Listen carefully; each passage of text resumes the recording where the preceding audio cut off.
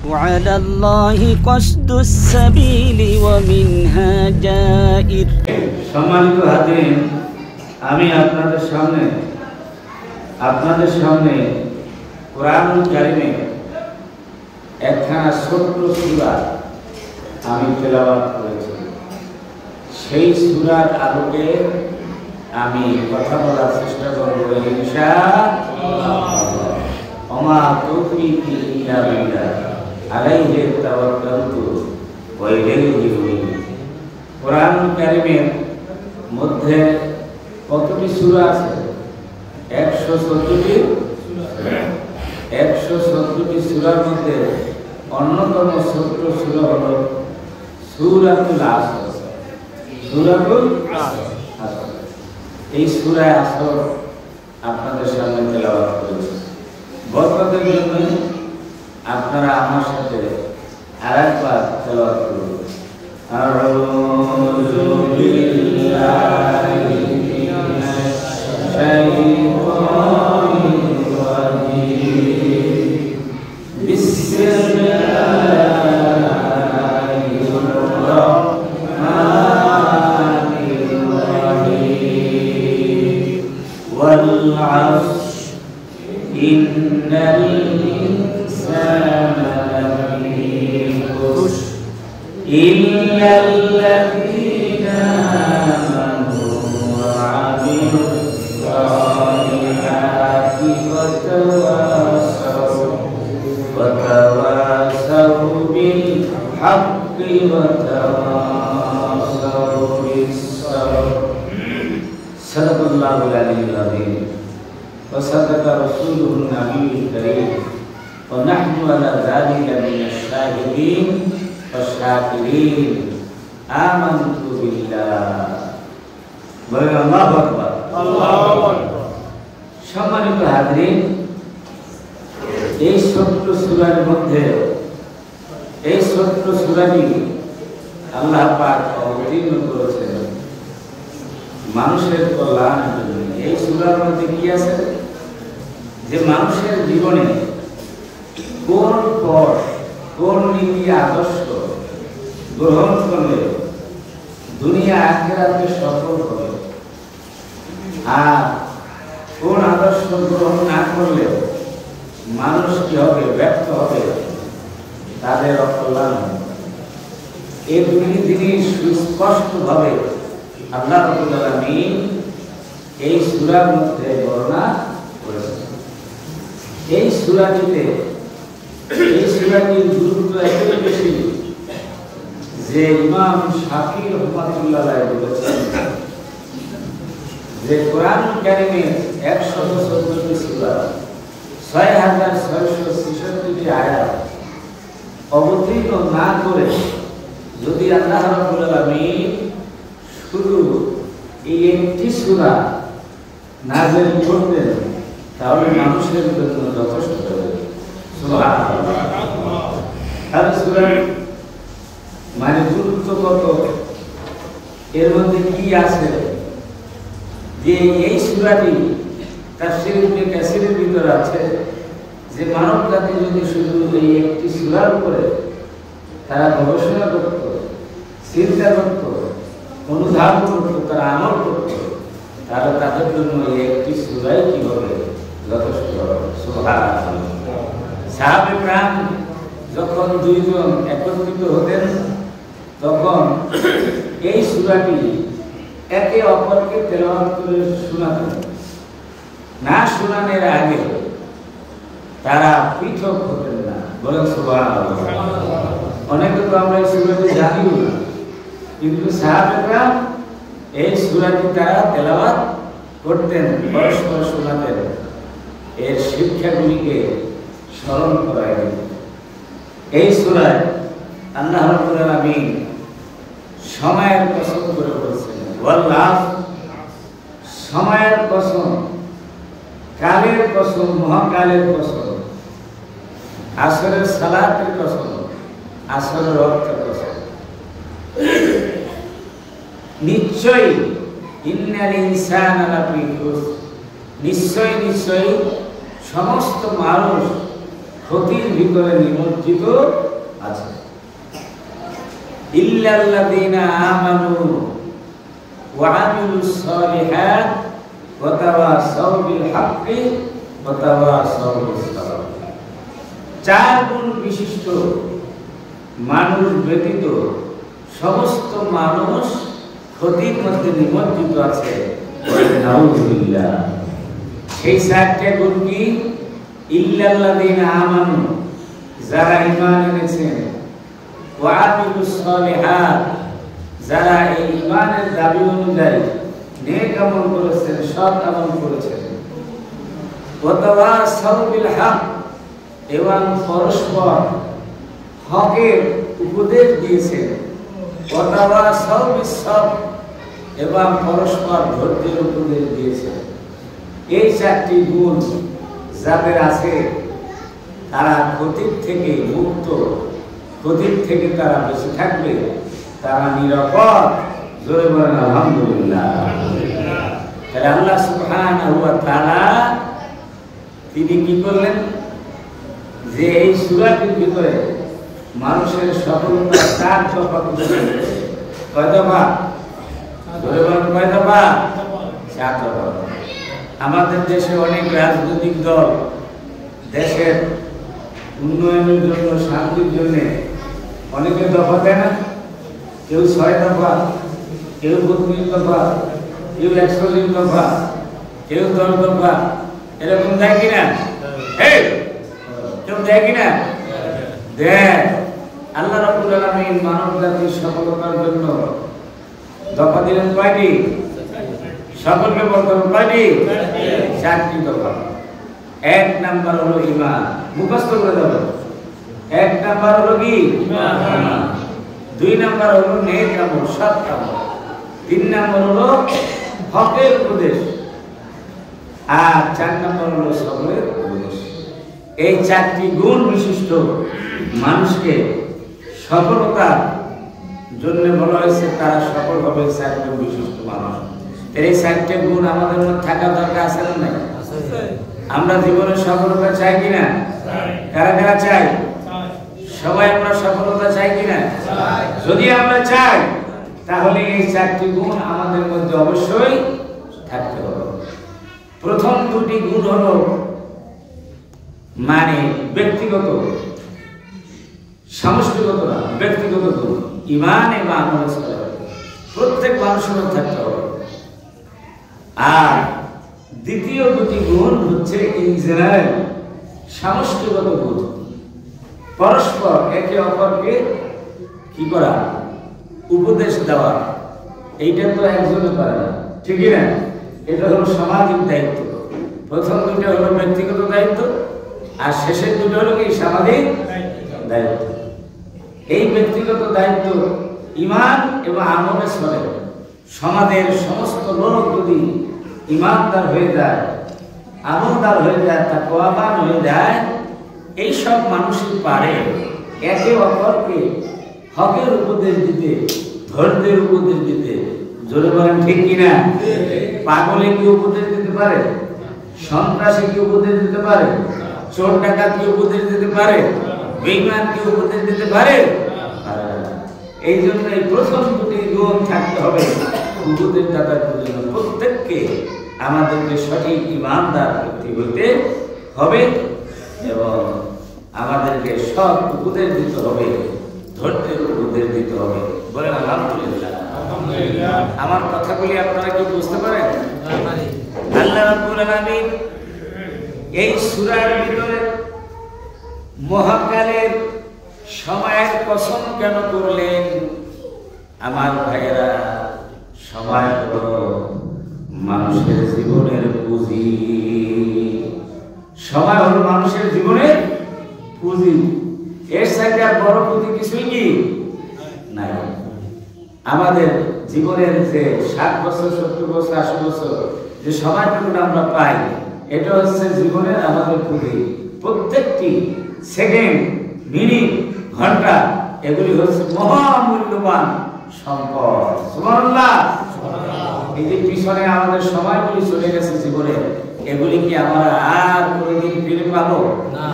যেরকম পাবো কত মহামূল্যের জীবন। ভাইরা আমার, মানুষের জীবনের সমস্ত কার্যকলাপের সাক্ষী হলো এই কাল। এই কালের আবর্তনে মানুষ পরিবর্তন হয়, আর কাল হলো মানুষের জীবনের সমস্ত কার্যক্রমের সাক্ষী। এই সূরায় কেন আল্লাহ রাব্বুল আলামিন সময়ের কসম করলেন, এইটা বুঝতে হলে তাফসীর ইবনে কাসিরের ভিতরে একটি ঘটনা আছে। আল্লামা রাজি রাহমাতুল্লাহ আলাইহি তিনি এক বুজুর্গের ঘটনা উদ্ধৃতি করে বলেছেন, একজন বুজুর্গ ব্যক্তি বলেছেন যে আমি এই সূরার আসরের তাফসীর শিখেছি একজন বড় ব্যবসায়ী থেকে। সুবহানাল্লাহ। অনেকবার পড়ছি তো তার এই সূরা, কিন্তু ভালোভাবে বুঝে আসছে কখন? একজন বড় ব্যবসায়ী আত্মনাম দেখে। বড় যারা ব্যবসা করে, আইসক্রিমের যারা ব্যবসা করে, একটু গরম বা রৌদ্র লাগলে তাহলে বরফ আস্তে আস্তে গলে দেয় না? গলে দেয় কিনা? তাহলে পুঁজি শেষ হয়ে যায়। তাহলে তাড়াতাড়ি সেল করতে হবে, বিক্রয় করে দিতে হবে, তা নাহলে পুঁজি সব কি হয়ে যাবে? নষ্ট হয়ে যাবে। ওই বুজুর্গ বলেন, আমি এক বাজার দিয়ে যাচ্ছিলাম, একজন ব্যবসায়ী বাজারের অলিতে গলিতে তিনি ছুটে ঘোষণা করতেছে, ভাইরা ও বন্ধুরা, তোমরা ওই ব্যক্তির উপরে দয়া করো যে ব্যক্তির পুঁজি শেষ হয়ে যাচ্ছে। বরফ তাড়াতাড়ি তোমরা কিনে আমাকে কি করো? সহযোগিতা করো। বরফ যদি তোমরা আমার থেকে না কিনো, তাহলে দীর্ঘক্ষণ থাকার পরে বরফ যেহেতু আস্তে আস্তে নিঃশেষ হয়ে যাবে। সুবহানাল্লাহ। বরফের মতো প্রতিনিয়ত আমাদের সময়গুলি চলে যাচ্ছে কিনা বলেন? চলে যাচ্ছে কিনা বলেন? আমাদের তো এরকম সতর্ক হওয়া উচিত। ও মুমিন ভাইরা, এখনই সময় ইবাদত করার, বندگی করার, ভালো কাজ করার। কারণ আমার হায়াত ভুলে যাচ্ছে। প্রতিদিন, প্রতি সেকেন্ড, ঘন্টা, মিনিট, দিন, সপ্তাহ, মাস, বছরে ভালো চলে যাচ্ছে। যেই সময় চলে যাচ্ছে সেই সময় যদি আমি ইবাদত না করে থাকি, তাহলে আমার জীবন ব্যর্থ হবে, ধ্বংস হবে। জোরে বলেন নাউযুবিল্লাহ। আমাদের সতর্ক হওয়া উচিত যে আমরা বেশি কি করবো? ইবাদত করবো, কারণ তা আমাদের পুঁজি শেষ হয়ে যাচ্ছে। জোরে বলেন ঠিক কিনা? একজন পরীক্ষার্থী পরীক্ষার হলের ভিতরে তার সময় কতটুকু? 3 ঘন্টা। 3 ঘন্টার ভিতরে 10টি প্রশ্নের উত্তর দিতে হবে। ওই পরীক্ষার্থী যদি নাকি কেবল খাতা উল্টায়, পেপার উল্টায়, আর এই দিক তাকায়, সেদিক তাকায়, চুলকায় আর কথাবার্তা বলে, তাহলে তার সময় চলে যাবে। সে পরীক্ষা লিখতে পারবে না। বলে বলেন ঠিক কিনা? কিন্তু ভালো ছাত্র, মেধাবী ছাত্র যারা, সচেতন যারা, বুদ্ধিমান, পেপার পড়ার সাথে সাথে প্রশ্ন দেখে তাড়াতাড়ি একের পর এক প্রশ্নের উত্তর লিখে যায়।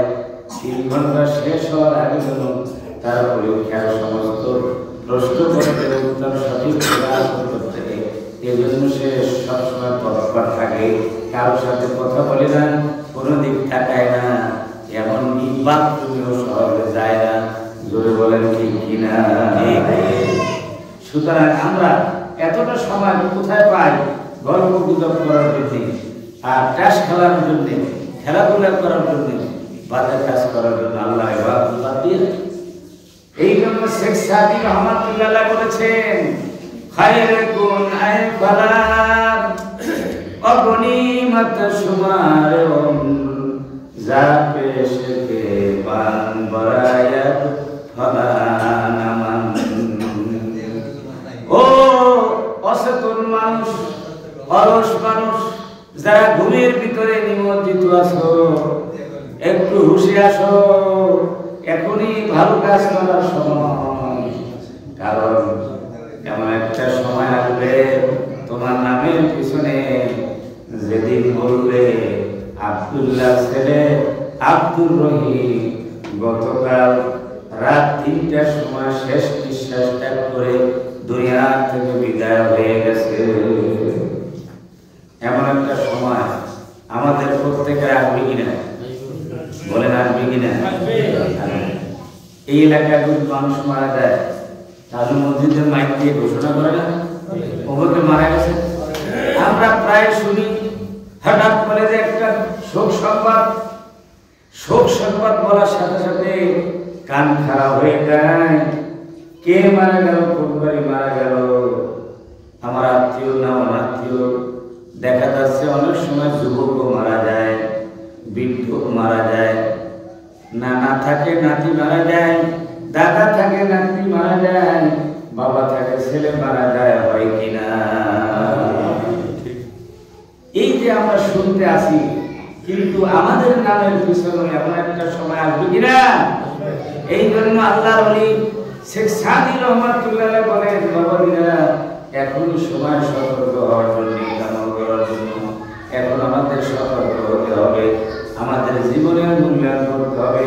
কারণ প্রতিনিয়ত আমাদের জীবনটা শেষ হয়ে যাচ্ছে। সুবহানাল্লাহ।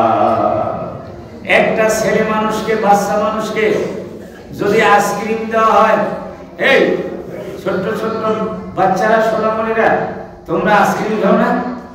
আইসক্রিম খাও কিনা?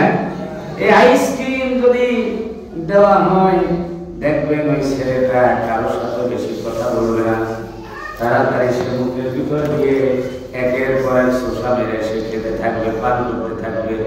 জোরে বলেন ঠিক কিনা? তারা যদি ডাকতেন তাহলে সে ডাকে আওয়াজ দিয়ে, মুখ খুলে আওয়াজ দিবে না, এরকম বলবে। কারণ সে যদি একটা শোষা বাদ করে দেয় তাহলে ওখান থেকে এক ফোঁটা দিয়ে বাইরে করে দেবে। জোরে বলেন ঠিক কিনা? তাহলে একটা বাচ্চা ছেলে, একটা বাচ্চা মানুষ, শিশু আইসক্রিমকে কত সতর্কতার সাথে খেতেছে যাতে করে তার প্রতি নষ্ট না হয়ে যায়। বন্ধুরা আমার, এইভাবে আমাদের হায়াত শেষ হয়ে যাচ্ছে।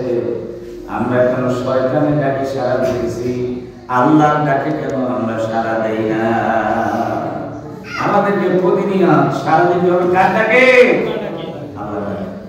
ভাইরা আমার, সুতরাং এই সূরার ভিতরে আল্লাহ রাব্বুল আলামিন সফলতার জন্য 4 দফা দিলেন। কয় দফা? কত বলে? কয় দফা? কথা বলতে হবে, মুখ খুলতে হবে। এই ভাই মুখ খুলে, কয় দফা? 4। মুখস্থ করে দেবো। প্রথম দফার নাম কি? ঈমান। একটা একটা করে বলবো, ধারাবাহিকভাবে কথা শুনবেন। একটা সামনে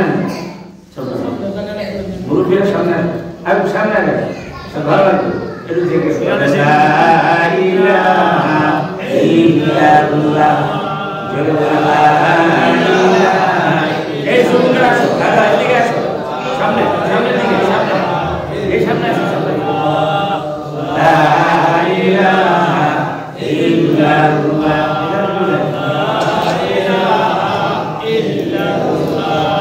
আল্লাহ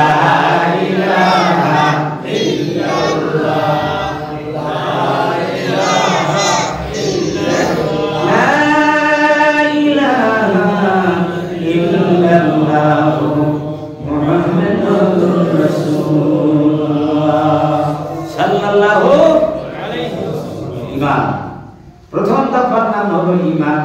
প্রথম দফার নাম কি? ঈমান। এখানে যারা আছি আমরা সবাই ঈমানদার, এটা দাবি করি না?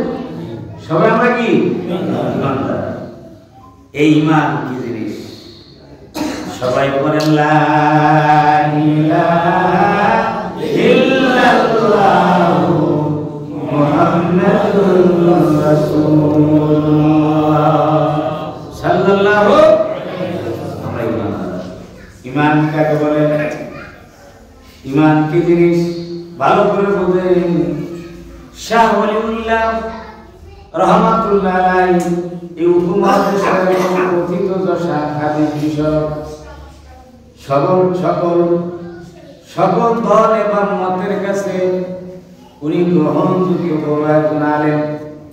তিনি বলেছেন ইমানের দুইটা দিক আছে, একটা হলো ইমানের সূরাত আর একটা হলো ইমানের হাকিকত। একটা সূরাত আর একটা বাহ্যিক দিক আর একটা হলো ভিতরগত। ইমানের সূরাত হলো তাসদীক বিল জানান, ইকরার বিল লিসান, আমল বিল আরকান। অন্তরে স্বীকার করা আল্লাহ একজন। কয়জন? বলেন কয়জন? বেহেশত আছে, দোজখ আছে, পরকাল আছে, আল্লাহ ফেরেশতা তৈরি করে রেখেছেন। এই দুনিয়া আমরা চিরদিন থাকবো না, আমাদের চলে যেতে হবে আখিরাতে। এসব কিছু আমরা বিশ্বাস করি, করে বলেন ঠিক কিনা? এইটার নাম হলো তাসদীক বিল জানান। অন্তরে বিশ্বাস করা। অন্তরে কি করা? বিশ্বাস। সেইটা আবার মুখে স্বীকার করা। আল্লাহ এই ঘোষণা, লা ইলাহা ইল্লাল্লাহু মুহাম্মাদুর রাসূলুল্লাহ। আল্লাহ ছাড়া দুনিয়া নাই, সৃষ্টিকর্তা নাই, রিজিক দাতা নাই, হায়াতের মালিক নেই, মৌতের মালিক নেই কেউ আল্লাহ ছাড়া। আইন দাতা নাই, বিধান দাতা নাই, সুখ দুঃখের মালিক কেউ নাই। এটা আমরা বিশ্বাস করতে হবে, ধরে বলে ঠিক কিনা?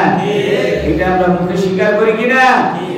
এইটার নাম হলো আরবিতে বলে ইকরার বিল লিসান, মুখে স্বীকার করা, কথা বলুন। এরপর হলো আমল বিল আরকান। আমল বিল আরকান এবং ইসলামের সমস্ত হুকুম আহকামগুলি মেনে নেওয়া, বাস্তবে আমল করা, এটার নাম হলো আমল বিল আরকান। তাহলে ইমানের সূরাতের কয়টা দিক হলো? ইমানের বাহ্যিক দিক কয়টা? তিনটা। বলেন কয়টা? ভাই খেয়াল করেন কয়টা? তাসদীক বলেন, তাসদীক বিল জানান। বলেন সবাই, তাসদীক বিল জানান, ইকরার বিল লিসান, আমল বিল। বলেন আল্লাহু আকবার। আল্লাহু আকবার। এই তিনটা হলো সূরাত। আর ইমানের হাকিকত, ইমানের ভিতরগত দিক হলো মুক্তাদায়ে তাবিয়াত, মুক্তাদায়ে শরীয়তের অধীন হওয়া।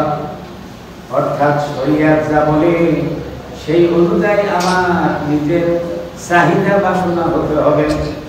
আমার চাহিদা, আমার ইচ্ছা, আমার বাসনা, আমার সাধনা সব হবে শরীয়তের অধীন। সুবহানাল্লাহ। শরীয়তের বাইরে গিয়ে আমি কোনো ইচ্ছা করতে পারবো না, আমি কোনো বাসনা করতে পারবো না, আমি কোনো কিছু জিনিস বাস্তবায়ন করতে পারবো না, কোনো হুকুম পালন করতে পারবো না। শরীয়তে যা হালাল করেছে তা আমাকে মানতে হবে এবং আমল করতে হবে। আর যা হারাম করেছে, নিষিদ্ধ করে দিয়েছে, সেগুলি আমাকে ছেড়ে দিতে হবে। এটা হলো ইমানের, ইমানের এটা হলো হাকিকাত। আল্লাহু আকবার। আল্লাহ নবী বলেছেন, লা ইউমিনু আহাদুকুম হাত্তা ইয়াকুনা হাওয়াহু তাবআন লিমা জিতু বিহি। আল্লাহ নবী বলেছেন, ততক্ষণ পর্যন্ত তোমরা কেউ মুমিন হতে পারবে না যতক্ষণ পর্যন্ত আমি আনিত, আমি রাসূল আনিত বিধানের অধীন তোমার জীবন না হবে, তোমার ইচ্ছা না হবে, তোমার প্রবৃত্তি না হবে, তোমার প্রবৃত্তির অনুসরণ তুমি করতে পারবে না। আমি রাসূলের আনিত বিধানের অধীনে তোমার জীবন পরিচালনা করতে হবে। সুবহানাল্লাহ। তাহলে ঈমানদার হবে। ভাইরা আমার খুব খেয়াল করেন, তার ইমানের দুইটা দিক বললাম, একটা হলো ইমানের সূরাত আর একটা হলো ইমানের হাকিকত। ইমানের বাহ্যিক দিক, ইমানের আর্থিক দিক, ভিতরগত দিক, এই দুইটা দিকের সমন্বয়ে ইমান আনতে হবে। বাহ্যিকভাবে ইমান আনলে হবে না, আবার শুধু ভিতরগতভাবে ইমান আনলেও হবে না, পরিপূর্ণ ইমান হবে না। ঠিক কিনা? এই জন্য বাহ্যিক ভাবে শুধু আমল করলে আর যদি ভিতরগত ভাবে মুনাফিকি থাকে তাহলে ইমানদার হতে পারে না। আবার ভিতরগত যদি আপনার আকাঙ্ক্ষা থাকেও কিন্তু বাহ্যিক ভাবে যদি আপনি আমল না করেন তাহলে পরিপূর্ণ মুমিন হতে পারবেন না। তাহলে এই দুই দিকের সমন্বয় আমাদের মুমিন হতে হবে। আল্লাহ রাব্বুল আলামিন এই দুই দিক থেকে আমাদেরকে পরিপূর্ণ মুমিন হওয়ার তৌফিক দান করুন। সকলে বলেন আল্লাহুম্মা আমিন। বুঝাইতে পারছি আপনাদেরকে?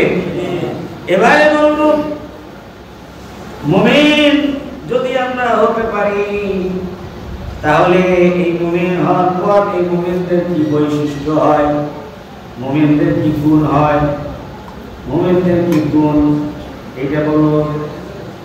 তুঝে কে করে লা ইলাহা ইল্লাল্লাহ,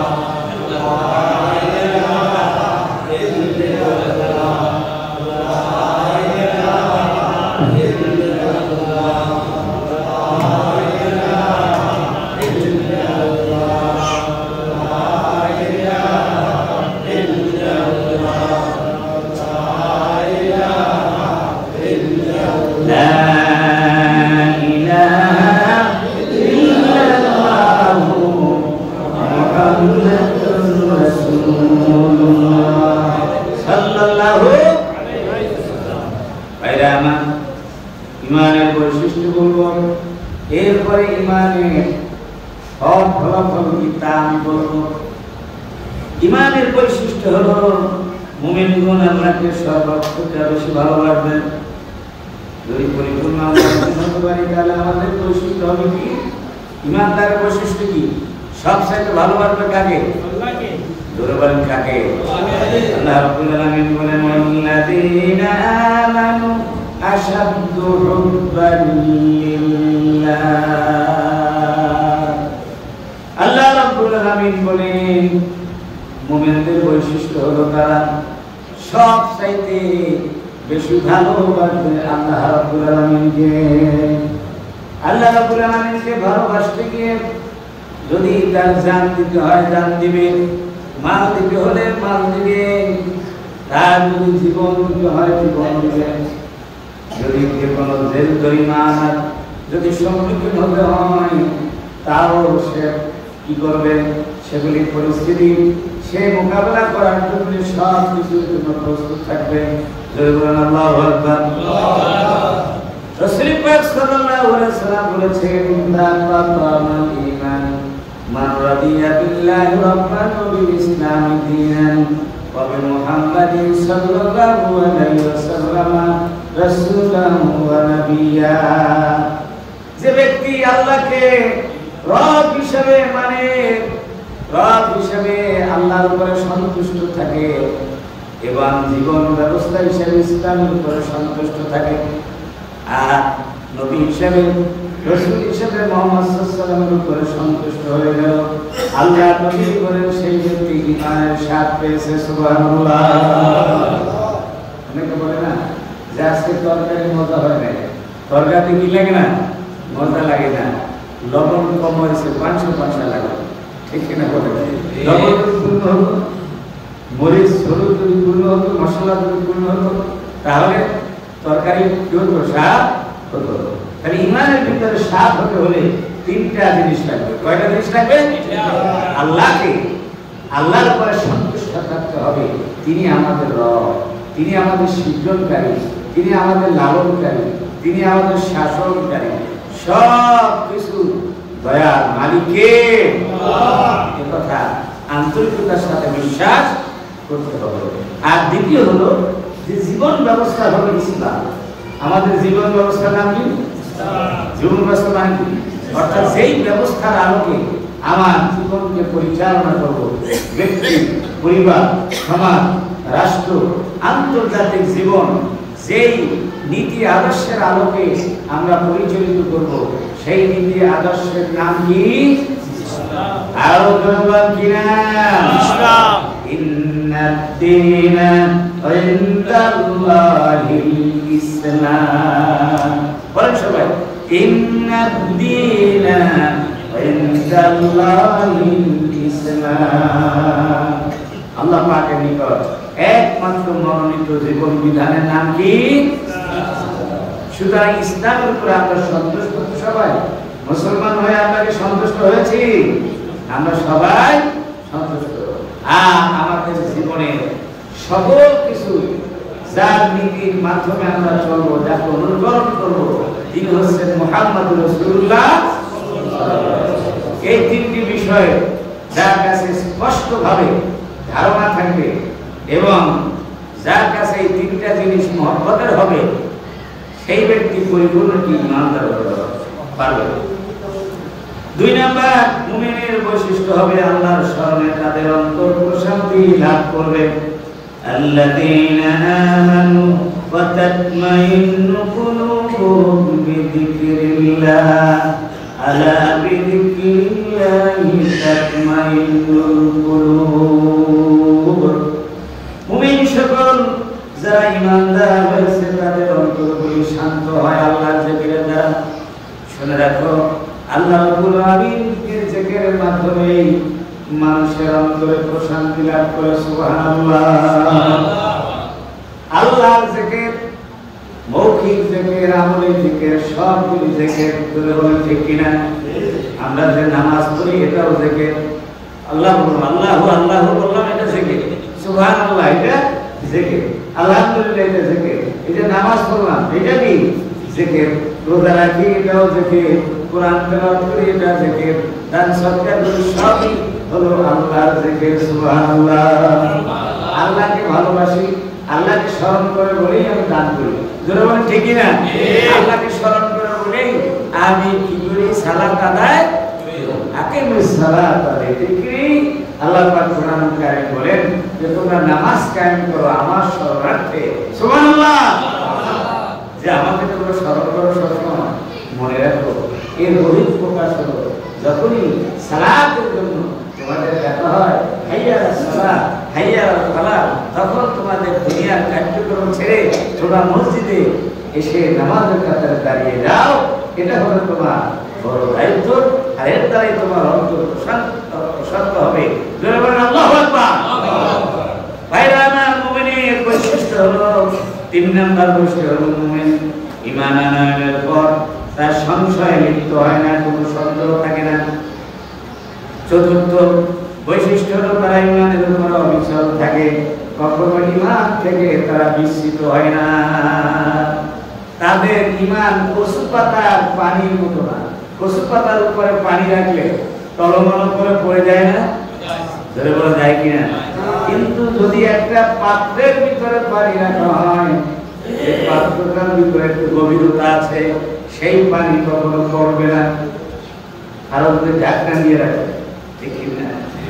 তাহলে মুমিনের ঈমান হবে এমন অবিচল, জীবনের বিনিময়, সম্পদের বিনিময়, ইজ্জতের বিনিময় সেই ঈমানের উপর অটল থাকবে, কখনো সেই ঈমান থেকে বিচ্যুত হবে না।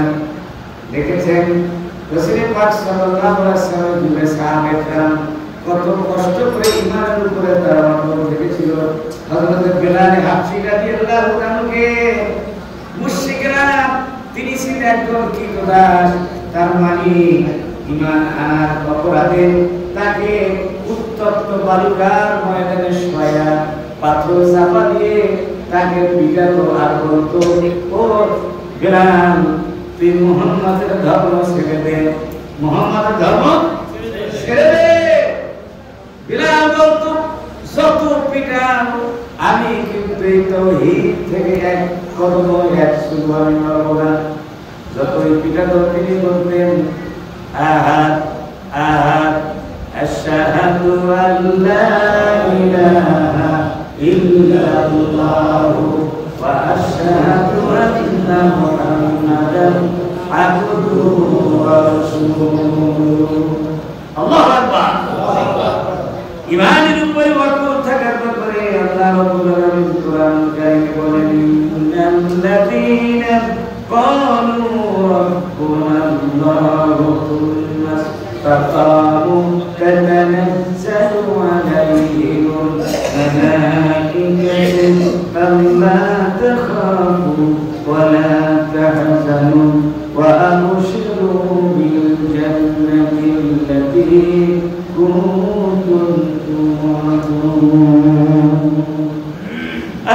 রাব্বুল আলামিন বলেন আমার সমস্ত বান্দারা এই কথার উপরে ধীর থাকে। রব্বুল আল্লাহ আমাদের রব হলো একমাত্র আল্লাহ, আমাদের রবকে আল্লাহ। এই কথার উপরে যেদিন থেকে সে বিশ্বাস স্থাপন করলো সেদিন থেকে এই কথার উপর অটল থাকলো, এক সুর করলো না। আল্লাহ রাব্বুল আলামিন বলেন তার জন্য সুখবর রয়েছে, তার জন্য আমি ফেরেশতা নাযিল করে দেব দুনিয়ায়। যখন মৃত্যুবরণ করবে তখন ফেরেশতা তার সামনে এসে তার জন্য সুখবর নিয়ে আসবে। আবার যখন কবর থেকে উঠবে তখন ফেরেশতা তার সাথে হবে। আবার যখন কিয়ামতের ময়দানে বিচার শুরু হয়ে যাবে তখন আবার এই ফেরেশতার সাথে হবে। সুবহানাল্লাহ। ফেরেশতারা তাদের হয়ে বলবে নাহনু আউলিয়াউকুম ফিল হায়াতিদ দুনিয়া ওয়া ফিল আখিরাহ। বন্ধুরা কোনো চিন্তা করো না, নো চিন্তা নো ফুর্তি। আমরা দুনিয়ায় যেমন তোমার বন্ধু ছিলাম, পরকালে তোমাদের আমরা বন্ধু। সুবহানাল্লাহ। ভাইরা আমার, এমন ঈমান আমরা চাই কিনা? এমন ঈমান আমরা চাই কিনা? এই ঈমানের উপরে আমাদের অটল থাকতে হবে। ভাইরা আমার, ঈমান যদি আমরা আনি, ঈমানের কারণে মুমিনের অন্তর সবসময় আল্লাহর প্রতি সৃষ্টি হয়, আল্লাহর প্রতি মহব্বত হয়, আল্লাহর নাম শুনলে তাদের অন্তর কেঁপে যায়। সুবহানাল্লাহ। আল্লাহ রাব্বুল আলামিন বলেন ইন্নাল মুমিনুনা আল্লাযীনা ইযা যুকিরাল্লাহু ওয়াজিলাত কুলুবুহুম ওয়া ইযা তুলিয়াত আলাইহিম আয়াতুহু زادتهم إيمانا وعلى ربهم يتوكلون। আল্লাহ রাব্বুল আলামিন বলেন তারা হলো প্রকৃত মুমিন। প্রকৃত মুমিন কারা? তাদের কথা শুনে আল্লাহ বলছেন প্রকৃত মুমিন হলো তারা যখন আল্লাহর কথা স্মরণ হয়, আল্লাহর জিকির হয়, আল্লাহর আলোচনা হয়, তাদের অন্তর কি হয়ে যায়? কে কোটে আল্লাহর ভয়, আল্লাহর মহব্বতে। সুবহানাল্লাহ। ওয়াজিলাত কুলুবুহুম। আর তাদের সামনে যখন আল্লাহর আয়াতগুলো তেলাওয়াত করা হয় তখন তাদের ঈমান বেড়ে যায়। সুবহানাল্লাহ। আল্লাহর আয়াত পড়লে মুমিনদের ঈমান কি হয়? বেড়ে যায়। আর তাদের আরেকটা বৈশিষ্ট্য সৃষ্টি হয়, তারা ভরসা করে কেবলমাত্র আল্লাহ রাব্বুল আলামিনের উপরে।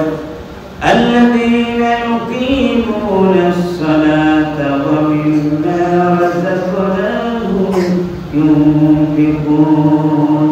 এবার তাদের ভিতরে এই রকম সালাহিয়াত যোগ্যতা সৃষ্টি হয়, তারা নামাজ কায়েম করে। এবার আমি যে রিজিক দান করি সেই রিজিকের থেকে, সেই নিয়ামত থেকে আল্লাহর রাস্তায় তারা খরচ করে। সুবহানাল্লাহ। আল্লাহ রাব্বুল আলামিন বলেন উলাইকা হুমুল মুমিনুনা হাক্কা। তারাই হচ্ছে সত্যিকার মুমিন। সুবহানাল্লাহ। এইরকম ইমানদার আমরা হইতে চাই কিনা? ইমানদারের ষষ্ঠ নম্বর বৈশিষ্ট্য হলো তারা আল্লাহ রাসূলের ফয়সালা নির্দেশ তারা মেনে নেয়। আল্লাহ এবং আল্লাহ রাসূলের ফয়সালা তারা করেন, সেটা তারা মেনে নেয়। আল্লাহর ফয়সালার বিরোধিতা করে না। আল্লাহ রাসূল যেই পথে ডাকে তখন তারা আমান্না সাবরান্না বলে যে আমরা বিশ্বাস করছি এবং আমরা মেনে নিয়েছি। সামেনা ওয়া আতানা, আমরা শুনছি এবং আমরা আনুগত্য করেছি। বলেন আল্লাহু আকবার। কোরআন কারীমে রাব্বুল আলামিন বলেন ইন্নামা কানা কাওলাল মুমিনিনা ইযা দু'উ ইলাল্লাহি ওয়া রাসূলিহি লিয়াহকুমা বাইনাহুম আন ইয়াকুলু সামি'না ওয়া আতা'না। মুমিনদের কথা হবে আল্লাহ এবং আল্লাহ রাসূলের দিকে যখন তাদেরকে আহ্বান করা হবে এবং বলা হবে তোমাদের মাঝে আল্লাহ আর রাসূলের বিধান দিয়ে তোমরা ফয়সালা করো, তখন তারা বলবে কি? সামি'না ওয়া আতা'না। বলেন সামি'না ওয়া আতা'না। আমরা শুনলাম এবং মেনে নিলাম। আল্লাহু আকবার।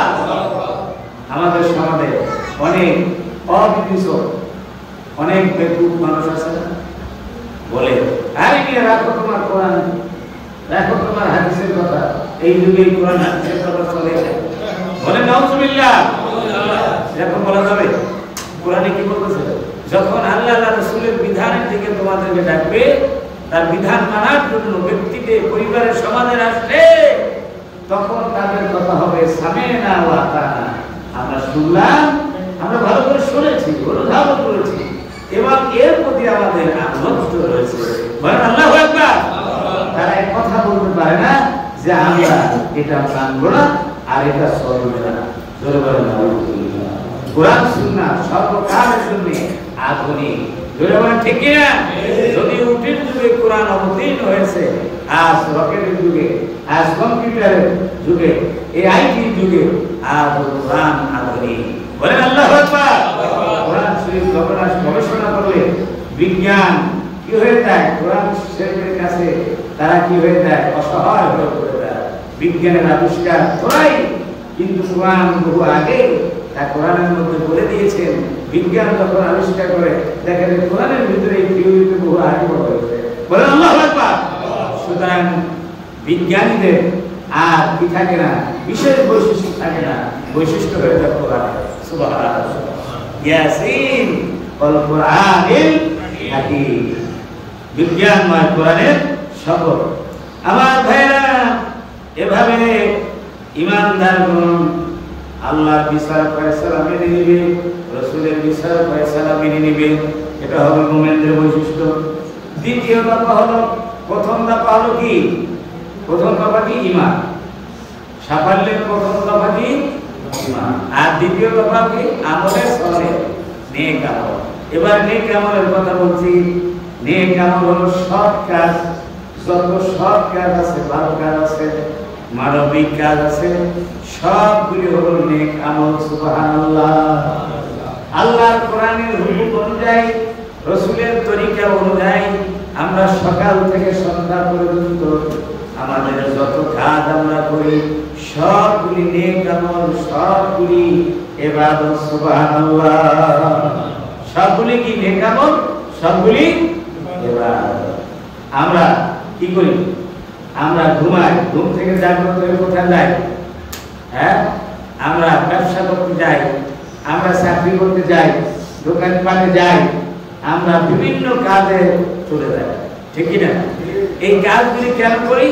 এই জন্য যাতে করে আমাদের নিজেরা এবং আমাদের পরিবার পরিজন আমরা প্রতিপালন করতে পারি, আমরা সমাজকে কিছু দিতে পারি। যখনই আল্লাহ পাকের আমার আহ্বান আসে, সাথে সাথে আমরা আল্লাহ পাকের আহ্বানে সাড়া দেই। তাহলে এই সব কাজগুলি কি হয়? ইবাদতে পরিণত হয়ে যায়। জোরে বলেন আলহামদুলিল্লাহ। আমার ভাইরা, সুতরাং এই সৎ কাজ, নেক কাজ, শুধু নামাজ পড়া, রোজা রাখা, এটাই শুধু সৎ কাজ নয়।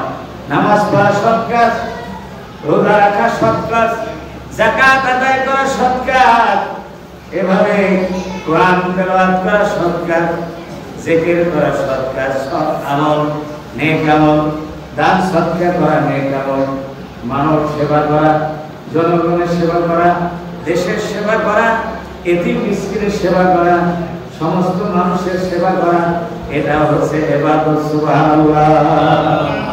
এই জন্য কবি বলছেন, তরিকত বদল খেদমতে খালকিনি বতসবি হোসেন দাও তালকিনি।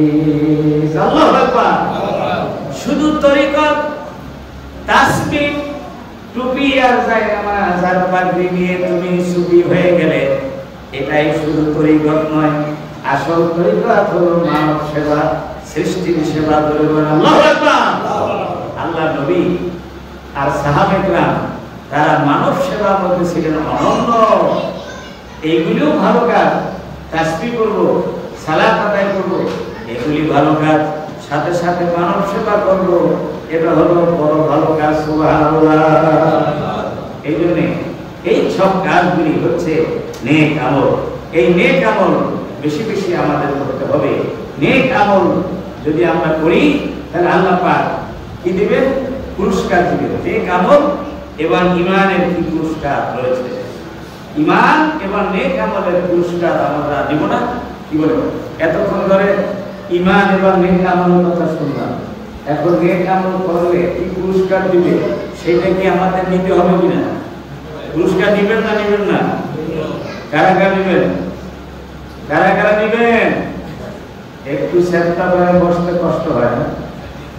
আমরা তো গদিতে বসছি সবাই, আর আপনারা নিচে বসছেন, একটু কষ্ট হয়। যদি চেয়ার হইতো তাহলে একটু ভালো হইতো, ঠিক না?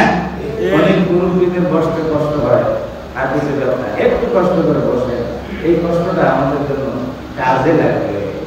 বলে ঠিক না? মাহফিল কি প্রতিদিন হয়? প্রতিদিন হবে? একটু সময় কি বলে শেষ করে দিব? আমার তো কোনো সমস্যা নেই, বলে উনার দিয়ে শেষ করে, কিন্তু মাহফিল প্রতিদিন হবে? আরো কিছু কথা আমরা শুনবো না ইনশাআল্লাহ। তাহলে কি পুরস্কার দিবেন আল্লাহ? এই পুরস্কার আমাদের নিতে হবে। পুরস্কার দুই ধরনের। কয় ধরনের?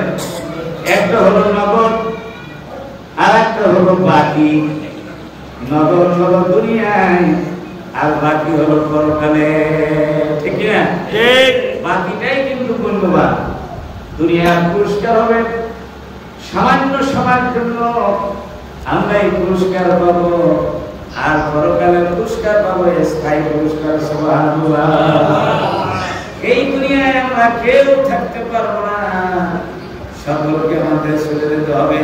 বলেন ইন্না লিল্লাহি ওয়া ইন্না ইলাইহি রাজিউন। নিশ্চয় আমরা আল্লাহর জন্য এখানে, আবার আল্লাহর জন্য চলে যাব ওখানে। জোরে বলেন ঠিক কি না? দুনিয়া আমরা থাকবো আল্লাহর হয়ে, আবার চলে যাব কি আল্লাহর হয়ে। কেউ আমরা সেদিন থাকতে পারবো না। আমার ভাইরা, এবারে কারণে করি বাকি পরকালেতে পুরস্কার দিবেন, সেই কথাটা আগে বলি। আল্লাহ রাব্বুল আলামিন কোরআন কারীমে বলেন, ইন্নাল্লাযীনা আমানু ওয়া আমিলুস সালিহাতি কানাত লাহুম জান্নাতুল ফিরদাউসি নুজুলা খালিদিনা ফিহা লা ইয়াবগুনা আনহা হিওয়ালা।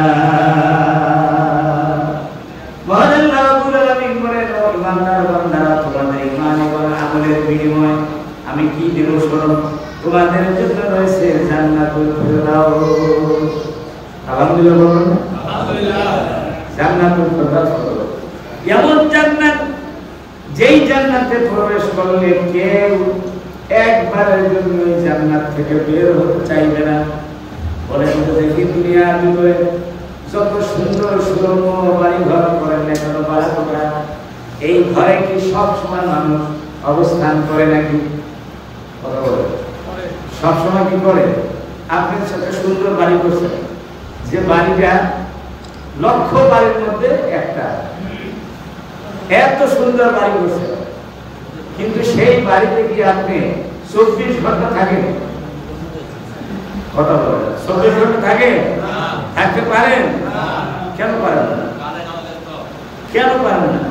কারণ যত সুন্দর বাড়ি করেন না কেন, এই বাড়ি আপনাকে 100% সব চাহিদা পূরণ করতে একযোগে পারবে না।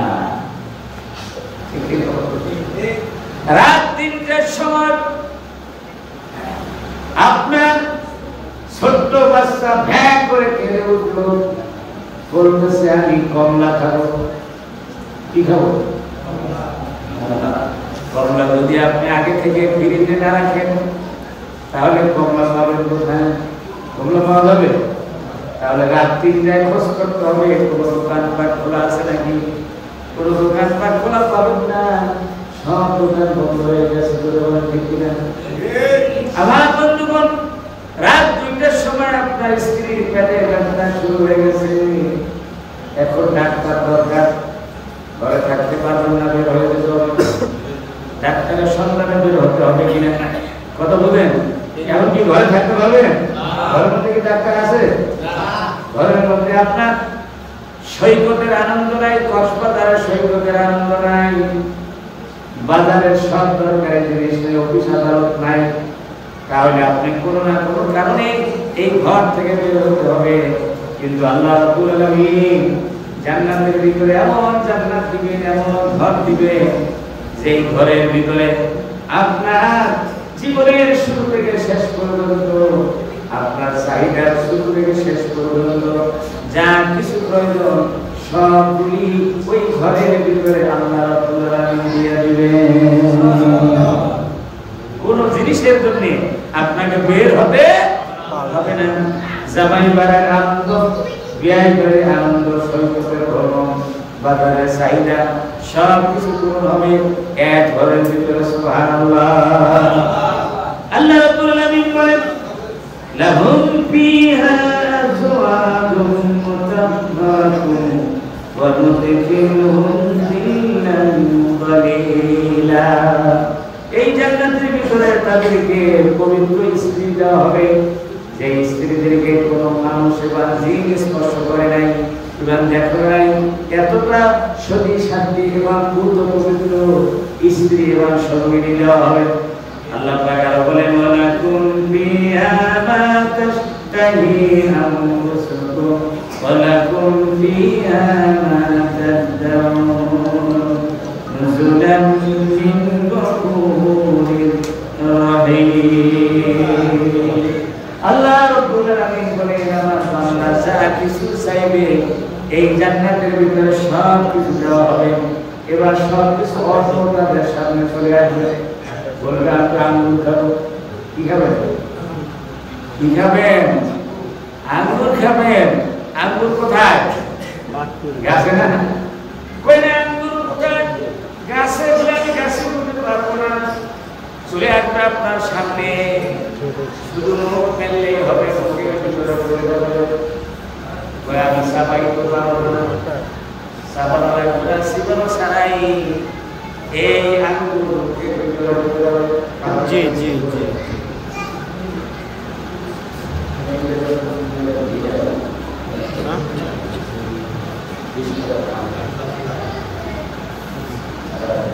ভাইরা আমার বলে যে আমি সিবাইতে পারবো না।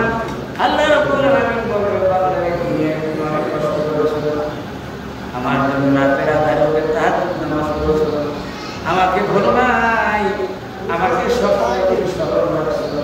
আমি সেই কথা মনে রাখছি। আজকে তোমার আঙ্গুল জীবিত হবে না, জীবন ছাড়াই তোমার আঙ্গুল মেলে ভিতরে চলে যাবে, সমানভাবে তুমি সাথ করো। আল্লাহ রাব্বুল আলামিন বলেন, শুধু তাই না, লাহুম মা ইয়াশাউনা ফিহা ওয়া লাদাইনা মাযীদ। বান্দা যা চাইবে সব কিছু তাকে দেওয়া হবে। যা চাইবে না, চাইতে পারবে না, অনেক জিনিস বর্ধিত করে বাড়াইয়া দিলেন। সুবহানাল্লাহ। সেই বর্ধিত জিনিস কি জানেন? সেটা হলো আল্লাহ রাব্বুল আলামিনের দিদার। সুবহানাল্লাহ। আল্লাহর দিদার। আল্লাহকে দেখতে চান? আল্লাহকে দেখতে চান? খেরাজ খেরাজ চান? দুহাত তুলে মুসলমান দেখান। আমরা আল্লাহকে যদি দেখতে চাই, তাহলে দুইটি শর্ত পালন করতে হবে। বলেন কয়টা? বলেন কয়টা? ফামান কানা ইয়ারজু লিকা রাব্বিহি ফালইয়ামাল আমালান সালিহান ওয়া লা ইউশরিক বিইবাদাতি রাব্বিহি আহাদা। যে ব্যক্তি আল্লাহর সাথে সাক্ষাৎ করতে চায়, আল্লাহর দিদার লাভ করতে চায়, তাকে নেক আমল করতে হবে বেশি বেশি,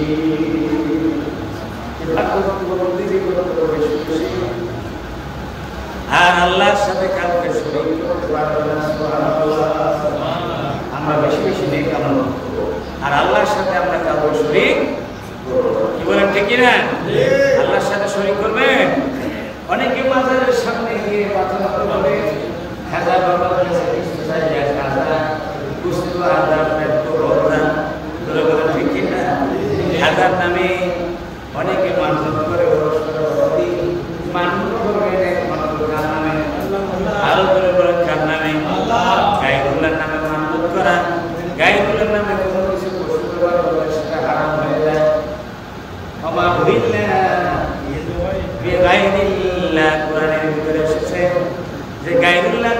আল্লাহকে বাদ দিয়ে কারণ আমি যদি তওবা করা সেটা হারাম, সেই বস্তু খাওয়া যাবে না। করতে পারো সেটাকে খাওয়া। সুতরাং আল্লাহর সাথে যদি আমরা সাক্ষাৎ করতে চাই, দিদার লাভ করতে চাই, তাহলে কয়টা জিনিস লাগবে?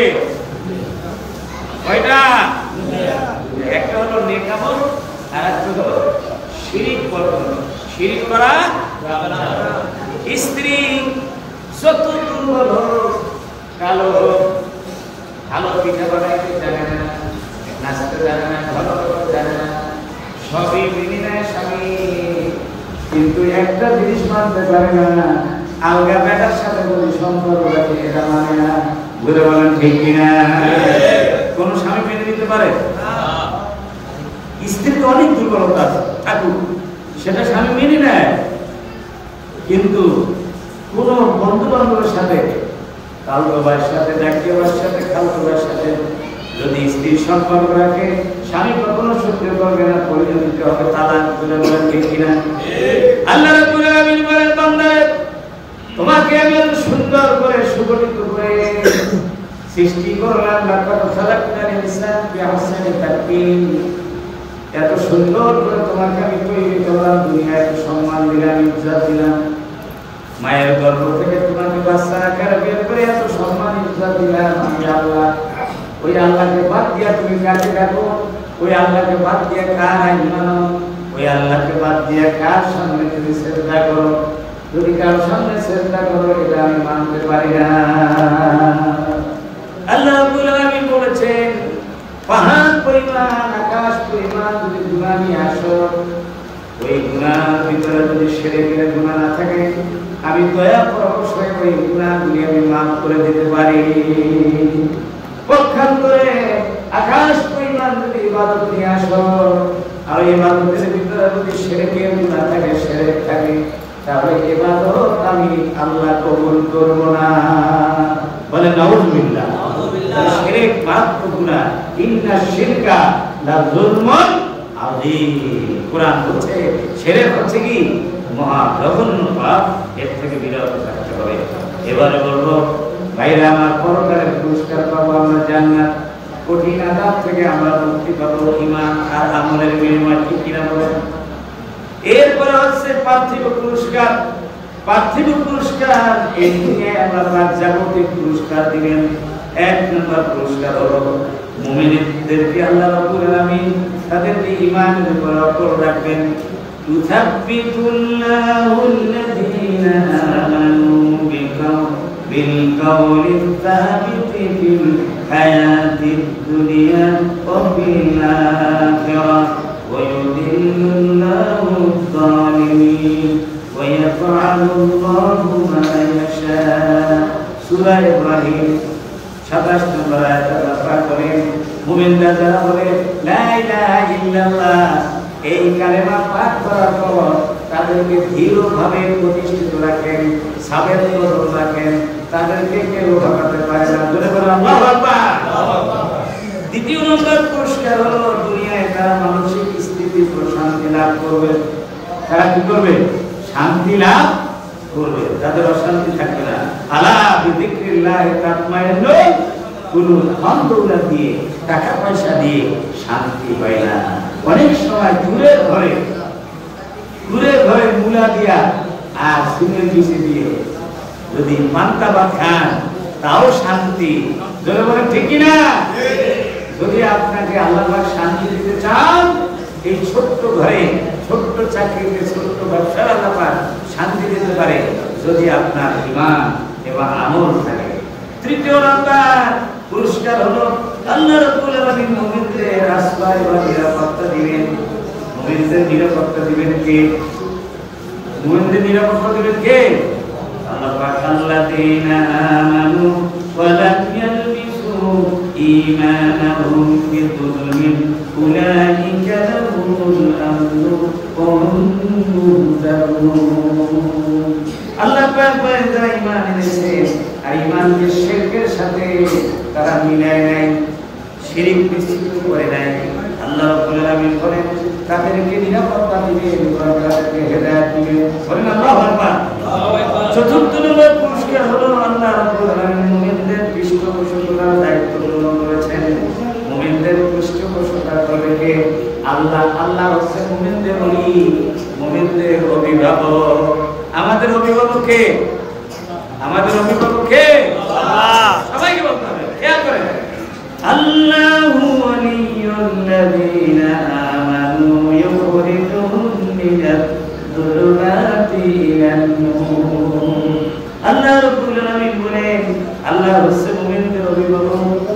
অন্ধকার থেকে বের করে তাদেরকে আলোর দিকে আনবেন। আলোর সন্ধান দেয় কে? আল্লাহ পাক। অন্ধকার থেকে তাদেরকে আলোর সন্ধান দিবেন আল্লাহ রাব্বুল আলামিন। আল্লাহ দুনিয়াতে তাদের সাহায্য করেন, এবার শত্রুদের থেকে তাদেরকে রক্ষা করেন।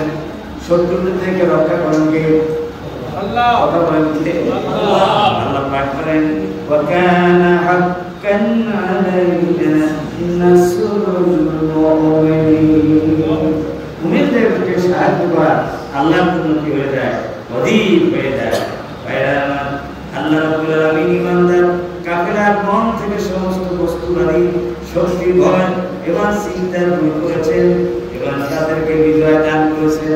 কোন বস্তুবাদী শক্তির উপরে মুমিনেরা আস্থা রাখে না, আস্থা রাখে একমাত্র কার উপরে? আল্লাহ। কার উপরে?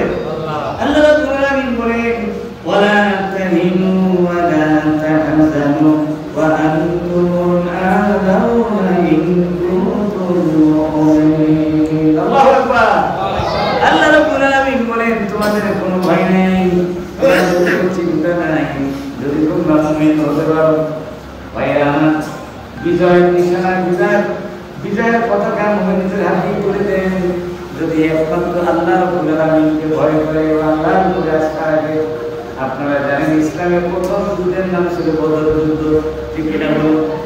ওই বদর যুদ্ধের ভিতরে 313 জন মুসলমান মুজাহিদ যারা ছিল নিরস্ত্র, কোনো অস্ত্র শস্ত্র ছিল না, আর ওদিকে বিপরীতে কাফেরদের 1000 তারা অস্ত্র শস্ত্র ঠিক কিনা? 1000-এর বিরুদ্ধে 313 জনে যুদ্ধ করবে। এই যুদ্ধে পরাজিত হবে মুসলমান, এটাই স্বাভাবিক। ধরে বলেন ঠিক কিনা? 313 জনে কি 1000 জনের সাথে পারে? ধরে বলেন পারে? কিন্তু কিভাবে পারলো? তারা ভরসা রাখছে আল্লাহর উপরে, আস্থা রাখছে আল্লাহর উপরে। আল্লাহর উপরে আস্থা এবং ভরসা রেখে ঈমান রেখে তারা ময়দানে ঝাঁপিয়ে পড়ল। ময়দানে ঝাঁপিয়ে পড়ার পর এই 313 জনে কয়েকজন মাত্র শহীদের নামখানা পেশ করে বাকিদের নেতৃত্বে ইসলামের প্রথম যুদ্ধে বিজয় লাভ করলেন। সুবহানাল্লাহ। এই জন্য কবি বলেছেন ফিদাই বদর পয়দা কর কে ফেরেশতে তেরি নুসরত কো उतर सकती है गर्दों से कतर अंदर कतर अभी। আল্লাহু আকবার। কবি বলেছেন তোমরা যদি সেই বদরের ময়দানে 313 জন মুজাহিদের যেরকম ঈমান দীপ্ত সাহস ছিল, যেমন স্বচ্ছ ঈমান ছিল, সেই রকম ঈমান যদি আজকের দিনেও তোমরা প্রদর্শন করতে পারো, তাহলে আল্লাহ রাব্বুল আলামিন আজও তোমাদেরকে কাফেরদের ঈমান নাস্তিকদের বিরুদ্ধে তোমাদেরকে বিজয় দান করবেন। কে করবে? কিন্তু চাই ঈমান এবং নেকা। ভাইরা আমার, ঈমান এবং নেকা মানে ভিন্ন হয়। মুমিনদের জনপদে আল্লাহ রাব্বুল আলামিন খাদ্য দ্রব্য আল্লাহ পাক বিস্তার করে দিবেন, ব্যাপক করে দিবেন। মুমিনদের জনপদে রিজিকের প্রাচুর্য ঘটাবেন। আল্লাহ রাব্বুল আলামিন বলেন ওয়ালাউ আন্না আহলাল কুরআ আমানু ওয়াত্তাকাউ লাফাতাহনা আলাইহিম বারাকাতিন মিনাস সামাই ওয়াল আরদ। আল্লাহ রাব্বুল আলামিন বলেন এলাকার লোকেরা, শহরের লোকেরা, গ্রাম্য লোকেরা যদি ঈমানদার হয়ে যায়, যদি তাকওয়ার জীবন অবলম্বন করতে পারে, আল্লাহকে যদি তারা ভয় করে চলতে পারে, আল্লাহ রাব্বুল আলামিন বলেন তাদের কোনো চিন্তা নাই, আমি আকাশ এবং জমিনের রহমতের এবং বরকতের দরজা তাদের জন্য আমি খুলে দিব। ভাই আমার, রিজিক দেয় কে? বৃষ্টির মাধ্যমে জমিনের ভিতরে জমিন ভিজে চাষিরা চাষাবাদ করে, আল্লাহ পাক যদি বৃষ্টি বন্ধ করে দেয়, খাল নদী পানি যদি আল্লাহ পাক শুকিয়ে দেন, তাহলে মানুষের জীবনযাত্রা কঠিন হবে কিনা? কঠিন হবে কিনা? আল্লাহ পাক বলেন আসমান থেকে আর জমিন থেকে রহমতের যত দ্বার আছে, যত ওয়ে আছে, যত পথ আছে, সব পথগুলি, রিজিকের পথগুলি আমি তোমাদের জন্য খুলে দেব। জোরে বলেন আলহামদুলিল্লাহ। সেই সাথে সাথে তোমাদের জীবনের নিরাপত্তা দিব, সুখে শান্তিতে তোমরা নিরাপদে বসবাস করতে পারবে। এগুলি হলো জাগতিক উপকার। আল্লাহ পাক বলেন ফালিয়াবুদু রাব্বা হাযাল বাইত। পরে আমার সাথে ফালিয়াবুদু রাব্বা হাযাল বাইত আল্লাযী আত'আমাহুম মিন জু' ওয়া আমানাহুম মিন খাউফ। আল্লাহু আকবার। আল্লাহ আমিন বলে কাবা শরীফে রবের ইবাদত যদি তারা করে, আল্লাহর ইবাদত যদি তারা করে, আমরা আল্লাহর ইবাদত করি, ঠিক কিনা বলেন? তাহলে আল্লাহ পাক বলেন তাদেরকে আমি ক্ষুধার সময় খেতে দেই, আর ভয়ের সময় তাদেরকে আমি নিরাপত্তা দেই। বলেন আলহামদুলিল্লাহ। আলহামদুলিল্লাহ। ক্ষুধার সময় খেতে দিবেন কে? ভয়ের সময় নিরাপত্তা দিবেন কে? আল্লাহ রাব্বুল আলামিন। এরপরে বলেন মুমিনদের ৮ম নাম্বার দুনিয়ার জাগতিক পুরস্কার হলো দুনিয়া আল্লাহ তাআলা মুমিনদেরকে পবিত্র জীবন দিবেন, সুখের জীবন দিবেন, শান্তি দিবেন। যতদিন আমরা থাকবো দুনিয়াতেও শান্তি পাবো এবং দুনিয়াতে আমরা নিরাপত্তা পাবো। আল্লাহ পাক বলেন মান আমিলা সালিহান মিন যাকারিন ওয়া উনসা ওয়া হুয়া মুমিন فلنحيينه حياة طيبة ولنجزينهم أجرهم بأحسن ما كانوا يعملون। সূরা নাহল 93 নম্বর আয়াত। পুরুষ হোক নারী হোক যদি নেক আমল করে, ঈমানদার অবস্থায় যদি ইবাদত বন্দেগী করে, নেক আমল করে, আল্লাহ পাক বলেন তাকে হায়াত দান করো, পবিত্র জীবন দান করো, সুখের জীবন দান করো। আলহামদুলিল্লাহ। এই দুনিয়ায় সুখের জীবন সবাই চায়, কেউ পায় কেউ পায় না। ঠিক কিনা? সবাই তো চায়, কেউ পায় কেউ পায় না। পায় না কেন? আল্লাহ পাক না দিলে পাবে? আল্লাহ পাক না দিলে পাবে? আমরা কি হায়াত তৈয়বা, এবার সুখের জীবন চাই কিনা? আমরা সুখের জীবন চাই। সুখের জীবন চাইলে আমাদের ঈমান মজবুত করতে হবে, আমল করতে হবে। ভাইরা আমার, পক্ষান্তরে যারা ঈমানদার হবে না, যারা নেককার হবে না, আমল করবে না, যারা আমল থেকে পৃষ্ঠ প্রদর্শন করবে, তাদের জন্য রয়েছে ভয়াবহ আযাব। আল্লাহ পাক বলেন মান আ'রাদা আন যিকরি ফাইন্না লাহু মাঈশাতান দানকা ونحشره يوم القيامة أعمى। আল্লাহ রাব্বুল আলামিন বলেন যারা দিন থেকে, ইসলাম থেকে, সালাত থেকে, কোরআন থেকে বিমুখ হয়ে যায়, আমি আল্লাহ রাব্বুল আলামিন তাদের জন্য দুইটা আযাব নির্ধারণ করি। কয়টা? জোরে বলেন কয়টা? দুইটা। আমরা কি আযাব চাই নাকি? আমরা কি আযাব চাই? কারা কারা চাই না? কারা কারা চাই? আল্লাহ গো, আমরা জাহান্নামে যেতে পারবো না, জাহান্নামে এক সেকেন্ড আমরা থাকতে পারবো না, দয়া করে তুমি আমাদের জন্য জাহান্নাম হারাম করে দাও। বলেন আল্লাহুম্মা আমিন। আল্লাহ যেন জাহান্নাম হারাম করে দেন, ওই বেহেশতে থাকার তৌফিক দান করে, যে বেহেশতে আল্লাহ রাসূল থাকবে। সকলে বলেন আল্লাহুম্মা আমিন। যারা কোরআন মানে না, সালাত আদায় করে না, দিন ধর্ম মানে না, তাদেরকে দুইটা আযাব দিবেন আল্লাহ পাক। একটা আযাব হলো নগদ, দুনিয়ার ভিতরে তাদের জীবন যাত্রা বিপদগ্রস্ত করে দিবেন, সংকীর্ণ করে দিবেন, কঠিন করে দিবেন। তারা সুখের লাগত পাবে না, শান্তি পাবে না, নিরাপত্তা পাবে না। হোক না সে ধনাঢ্য ব্যক্তি, ক্ষমতাধর ব্যক্তি, রাজা, বাদশা, প্রেসিডেন্ট, যত বড় হোক না কেন, দুনিয়ায় তারা নিরাপত্তা পাবে না, শান্তি পাবে না। ধরে বলেন ঠিক কিনা? 15 বছর পর্যন্ত দেখলেন কত হুঙ্কার, হামকে তমকে। ধরে বলেন ঠিক কিনা? এখন তারা কোথায় পালাইয়া গেল? তাদের অস্তিত্ব আর ফোন করেও পাওয়া যায় না, খুঁজেও পাওয়া যায় না। কে নিরাপত্তাহীনতা করলো? ধরে বলেন কে করলো? আল্লাহ। কারণ ওরা কোরআনের বিরোধিতা করেছে, ওরা ইসলামের বিরোধিতা করেছে, ওরা আলেমদের বিরোধিতা করেছে, ওরা দেশকে ধ্বংস করেছে।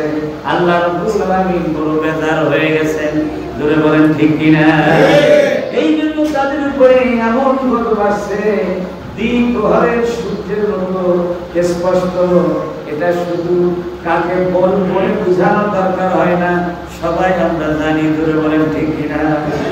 তাহলে নিরাপত্তা দেওয়ার মালিককে জীবনযাত্রা কঠিন করে দিবেন যারা আল্লাহর কোরআনকে পৃষ্ঠ প্রদর্শন করবে, যারা কোরআনের বিরোধিতা করবে, আল্লাহর আইনের বিরোধিতা করবে, তাদেরকে নিরাপত্তা আল্লাহ তুলে দিবেন, তাদের লাঞ্ছিত করবেন, বেইজ্জতি করবেন, সুখের জীবন তাদেরকে দিবেন না। বলেন আল্লাহু আকবার। আমরা সুখের জীবন চাই, শান্তির জীবন চাই, নিরাপত্তার জীবন চাই। তাই আমরা কোরআনের পক্ষে আমরা কাজ করব। জোরে বলেন রাজি আছেন? জোরে বলেন রাজি আছেন? কে কে রাজি আছেন? সবাইকে কোরআনের পক্ষে কাজ করতে হবে। কোরআনকে ব্যক্তি জীবন, পারিবারিক জীবন, সামাজিক জীবন, রাষ্ট্রীয় জীবনে নিয়ে যেতে হবে। রাজি আছেন? আল কোরআনের আলো আলো, সকলকে বলতে হবে আল কোরআনের আলো জ্বলে আলো, আল কোরআনের আলো জ্বলে আলো, আল কোরআনের আলো সংসদে জ্বালো। শুধু ঘরে ঘরে জ্বালাই হবে না, এটা কোন পর্যন্ত নিয়ে যেতে হবে? সংসার করে নিয়ে যেতে হবে। ওখান থেকে একবার সর্বত্র সংসদে নিতে হলে যারা কোরআনকে লালন করে, যারা কোরআনকে ধারণ করে, যারা কোরআনের কথা বলে, কোরআন মোতাবেক আমল করে, সেই সব লোকগুলিকে চিহ্নিত করে ভোট দিয়ে পাঠাইতে হবে। জোরে বলেন ঠিক কিনা? সময় এসেছে, এই সময় কাজে লাগাতে হবে মুমিনদেরকে। আল্লাহ পাক তৌফিক দান করুন। সকলে বলেন আল্লাহুম্মা আমিন। এক নাম্বার আযাব হলো যারা কোরআনের আইন মানবে না, কোরআনকে পৃষ্ঠ প্রদর্শন করবে, তাদেরকে দুনিয়ার জীবন কঠিন করে পালাই দিতে হবে। ধরে মানে ঠিক কিনা? গুহার ভিতরে ঢুকতে হবে, ইঁদুরের গর্তের ভিতরে কি ঢুকতে হবে। এখন চলছে কি অপারেশন ডেভিল হান্ট, কি চলছে? আমরা সরকারকে স্বাগত জানাই, ঠিক কিনা?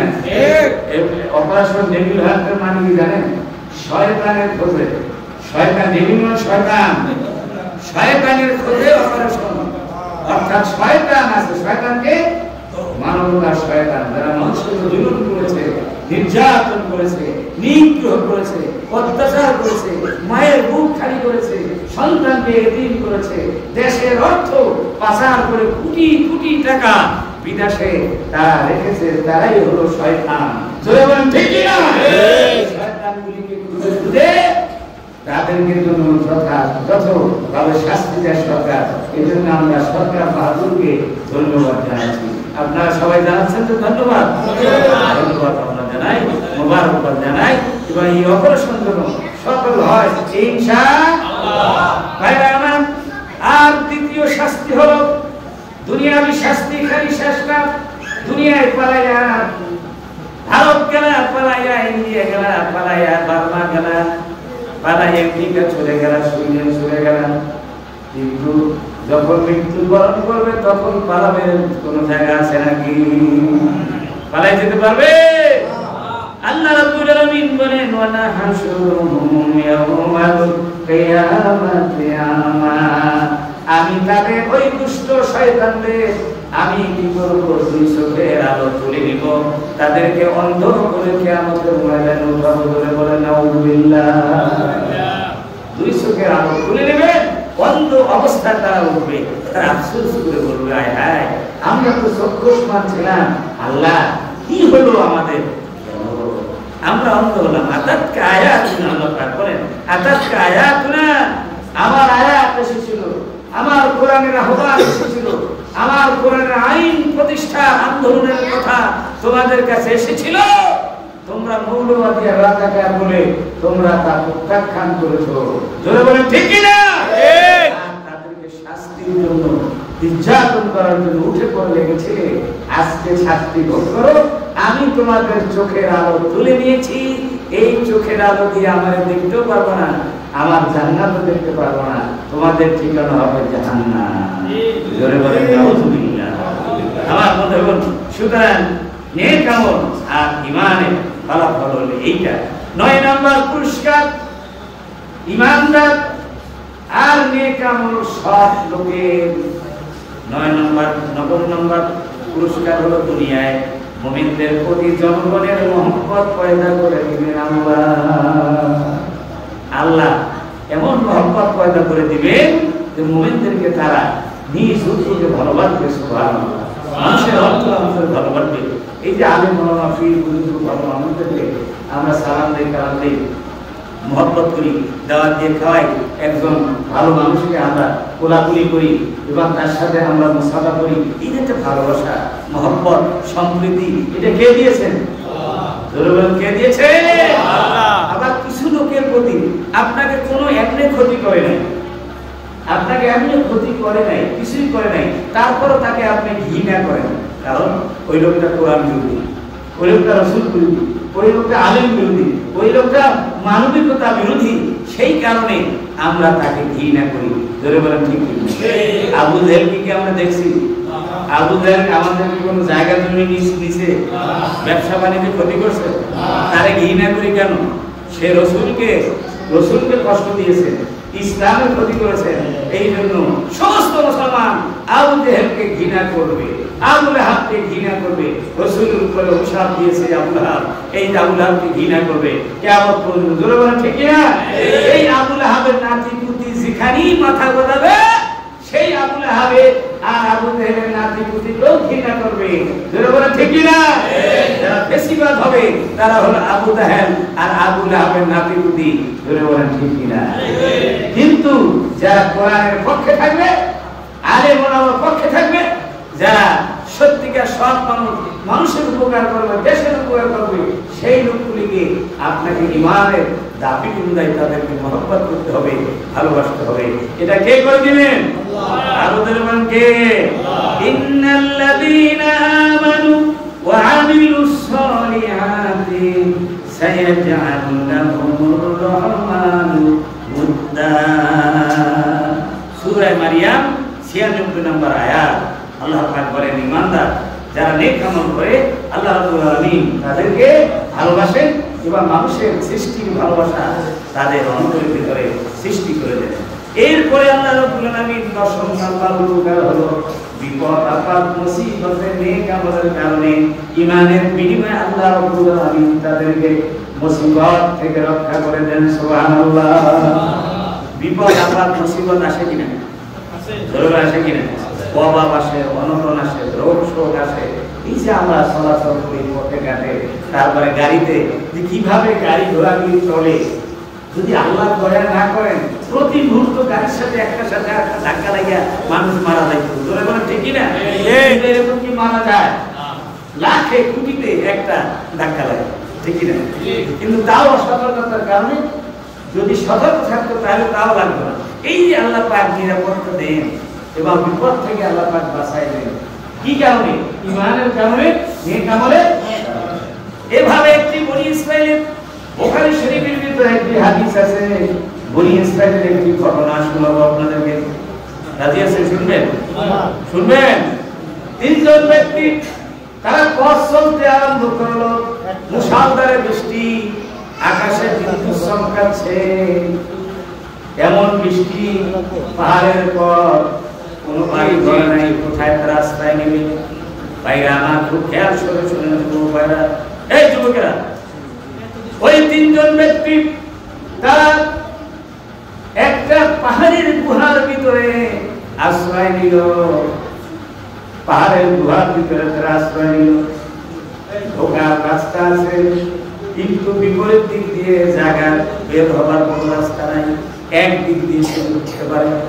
এরকম একটা গর্তের ভিতরে তারা গুহার ভিতরে ঢুকলো। হঠাৎ করে বাতাসে প্রকাণ্ড একটা পাথর ওই গুহার মুখের উপরে এনে দিল, যাতে করে গুহার মুখ ঢেকে গেল।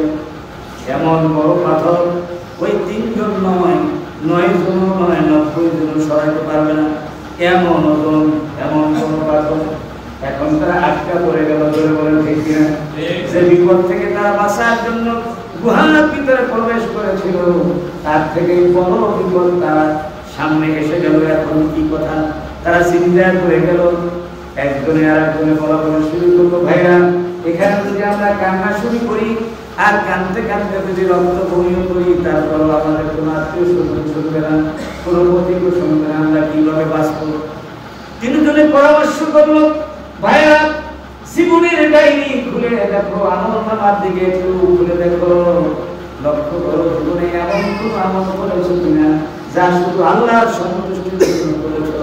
এমন একটা আমল যদি বের করতে পারো, ওই আমলের বিনিময় আল্লাহর দরবারে দোয়া করলে আল্লাহ হয়তো আমাদেরকে বিপদ থেকে রক্ষা করে দিতে পারেন। সুবহানাল্লাহ। সহিহ হাদিস বুখারী শরীফ রাওয়াত করে এই হাদিসটা কি আছে?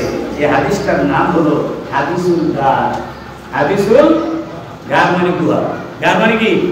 ওই গুহার ভিতরে কি ঢুকছিল। ভাইরা তিনজনে তিনটা আমল বের করলো। একজনে একটা আমল বের করলো, তার বৃদ্ধ মা বাবা ছিল।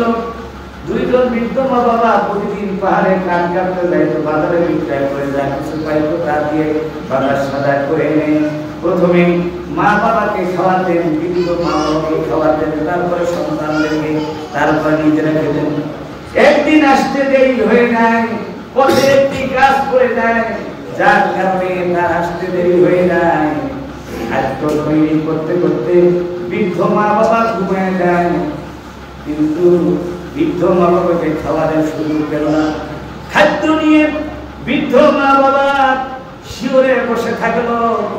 সন্তানেরা ছটফট করতেছে ক্ষুধায়, খাদ্যের অভাবে, কিন্তু সন্তানদেরকে দিতেছে না, নিজেরাও খাচ্ছে না। আর মা বাবাকে কাঁচা ঘুম থেকে উঠানো এটা সম্ভবই মনে করতেছে না, ভালো মনে করতেছে না, যে না মা বাবা ইচ্ছা করে যখন উঠবে তখন তাদেরকে খাওয়াবো, এখন যদি কাঁচা ঘুম থেকে উঠাই তাহলে তারা কষ্ট পাবে। সেই জন্য খানা নিয়ে কি দাঁড়াই আছে। ভাইরা আমার, রাত শেষ পর্যায়ে, রাত শেষ হয়ে গেল। এরপরে মা বাবা উঠলো, তখন দেখে শিউরে দাঁড়ায় আছে সন্তান খাদ্য নিয়ে, কিন্তু তার নাতিপুতিরা তারা কান্নাকাটি করতেছে, তাদেরকে খাবার দেয় না। সন্তানকে জিজ্ঞেস করলো, বাবারে তোমরা কেন খাইলে না, আর আমার নাতিদেরকে কেন খাওয়ালে না? তারা এত কষ্ট করছে, আমরা যখন উঠতাম তখন খাইতাম। সন্তান বলে যে মা গো, এটা তো একটা রাত্রি, এইভাবে শত শত রাত্রি তুমি ঘুম থেকে আমাকে তুমি লালন পালন করেছো, এই জন্য আমি মনে করেছি প্রথমে আমার মাকে খাওয়াবো, বাবাকে খাওয়াবো, তারপরে সন্তানদেরকে খাওয়াবো। ভাইরা আমার, ওই মা দোয়া করলেন সন্তানের জন্য, আল্লাহ আজকে আমার সন্তান যা কিছু করলো আমার জন্য, এতে আমার মন শান্তি হয়ে গেল, ঠান্ডা হয়ে গেল। তোমার কাছে দোয়া করি, জীবনে কখনো যদি মহাবিপদে পড়ে যায়, আমার এই সন্তানকে তুমি বিপদ থেকে মুক্তি দিয়া দিও। ওই ব্যক্তি বললেন, রব্বুল আলামিন সেদিন তো তোমার সন্তুষ্টির জন্য তোমার নির্দেশে আমার মায়ের, আমার বাবার খেদমত করেছিলাম, ওই ইবাদতের বিনিময় হলেও তুমি আমাদেরকে বিপদ থেকে বাঁচাইয়া দাও। হাদিস শরীফে এসেছে, এই দোয়া করার পর ওই পাথরটা একটুখানি সরে গেল। এবারে বাহিরে বাতাস আসতেছে, আলোর মুখ দেখা যাচ্ছে, কিন্তু বের হওয়া এখনো সম্ভব হয় না। দ্বিতীয় আরেকজন ব্যক্তি আরেকটা আমল বের করলো। তার কিছু কি ছিল, কর্মচারী ছিল, কাজের লোক ছিল, তাদের দ্বারা কিছু কাজ করাই ছিল, তাদের সকলের বেতন দিয়েছিল। যাবার সময় কিন্তু একজন শ্রমিক তার বেতন নেয় নাই, চলে গিয়েছে। বহুদিন হয়ে গেছে, হয়তো বা মনেও নাই, কিন্তু কখনো নিতে আসে নাই। এই মালিক তার বেতনের টাকা দিয়া সে ব্যবসা করে, বর্ধিত করে বিরাট ছাগলের পাল তৈরি করেছে, এত লাভ হয়ে গেছে। হঠাৎ করে একদিন ওই শ্রমিক এসে মালিকের কাছে বলল, মালিক যাপনা, আপনার তো কিছু কাজ করেছিলাম, আমি কিছু পাওনা ছিলাম, পাওনাটা দেন।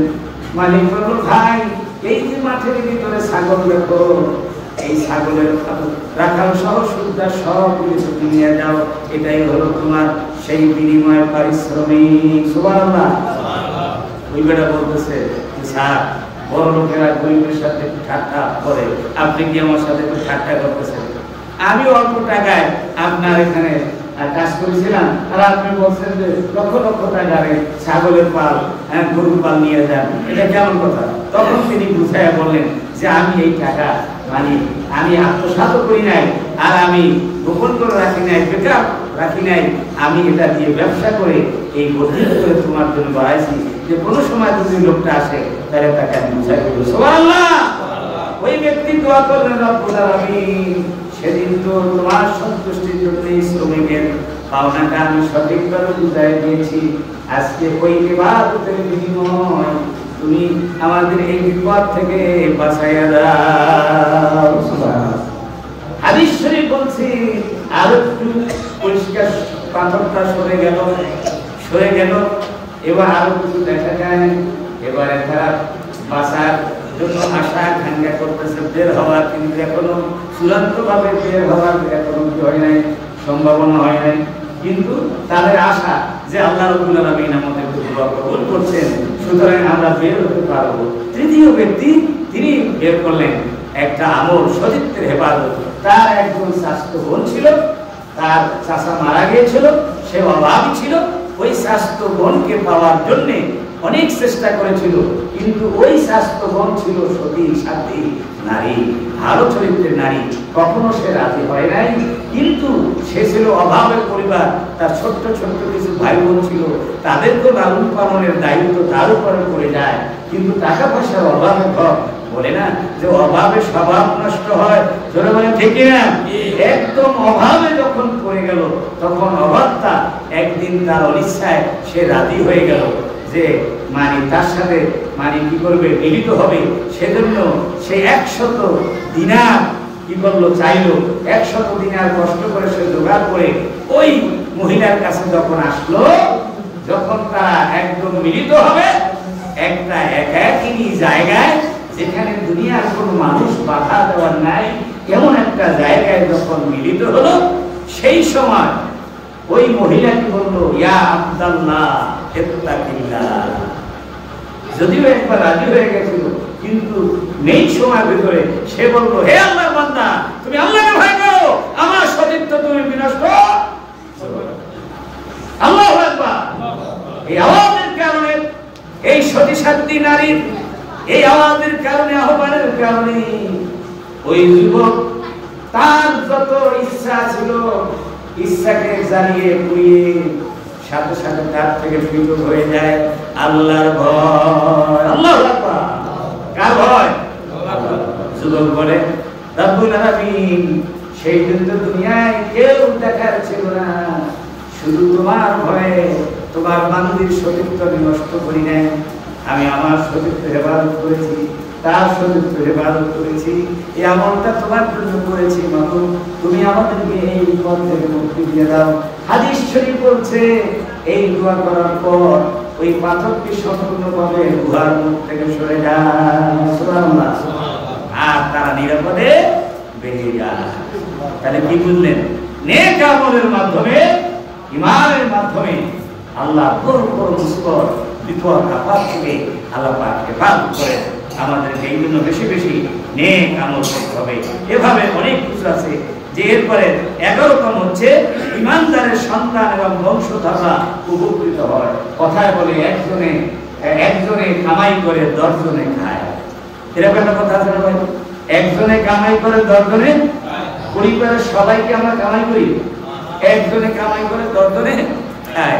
এই জন্য একজনে যদি নেক আমল করে, ইমানদার ব্যক্তি যদি হয়, তাহলে তিনি ইন্তেকালের পর তার যারা আওলাদ পর্যন্ত থাকে, আল্লাহ পাক তাদেরকেও সম্মানিত করেন এবং তাদেরকেও নিরাপত্তা দেন এবং তাদেরকেও রিজিকের ব্যবস্থা করেন। আল্লাহু আকবার। এই ক্ষেত্রে কোরআনে রেফারেন্স ছিল, রাত বেশি হয়ে যায়, কিন্তু আমি রেফারেন্স বলছি না।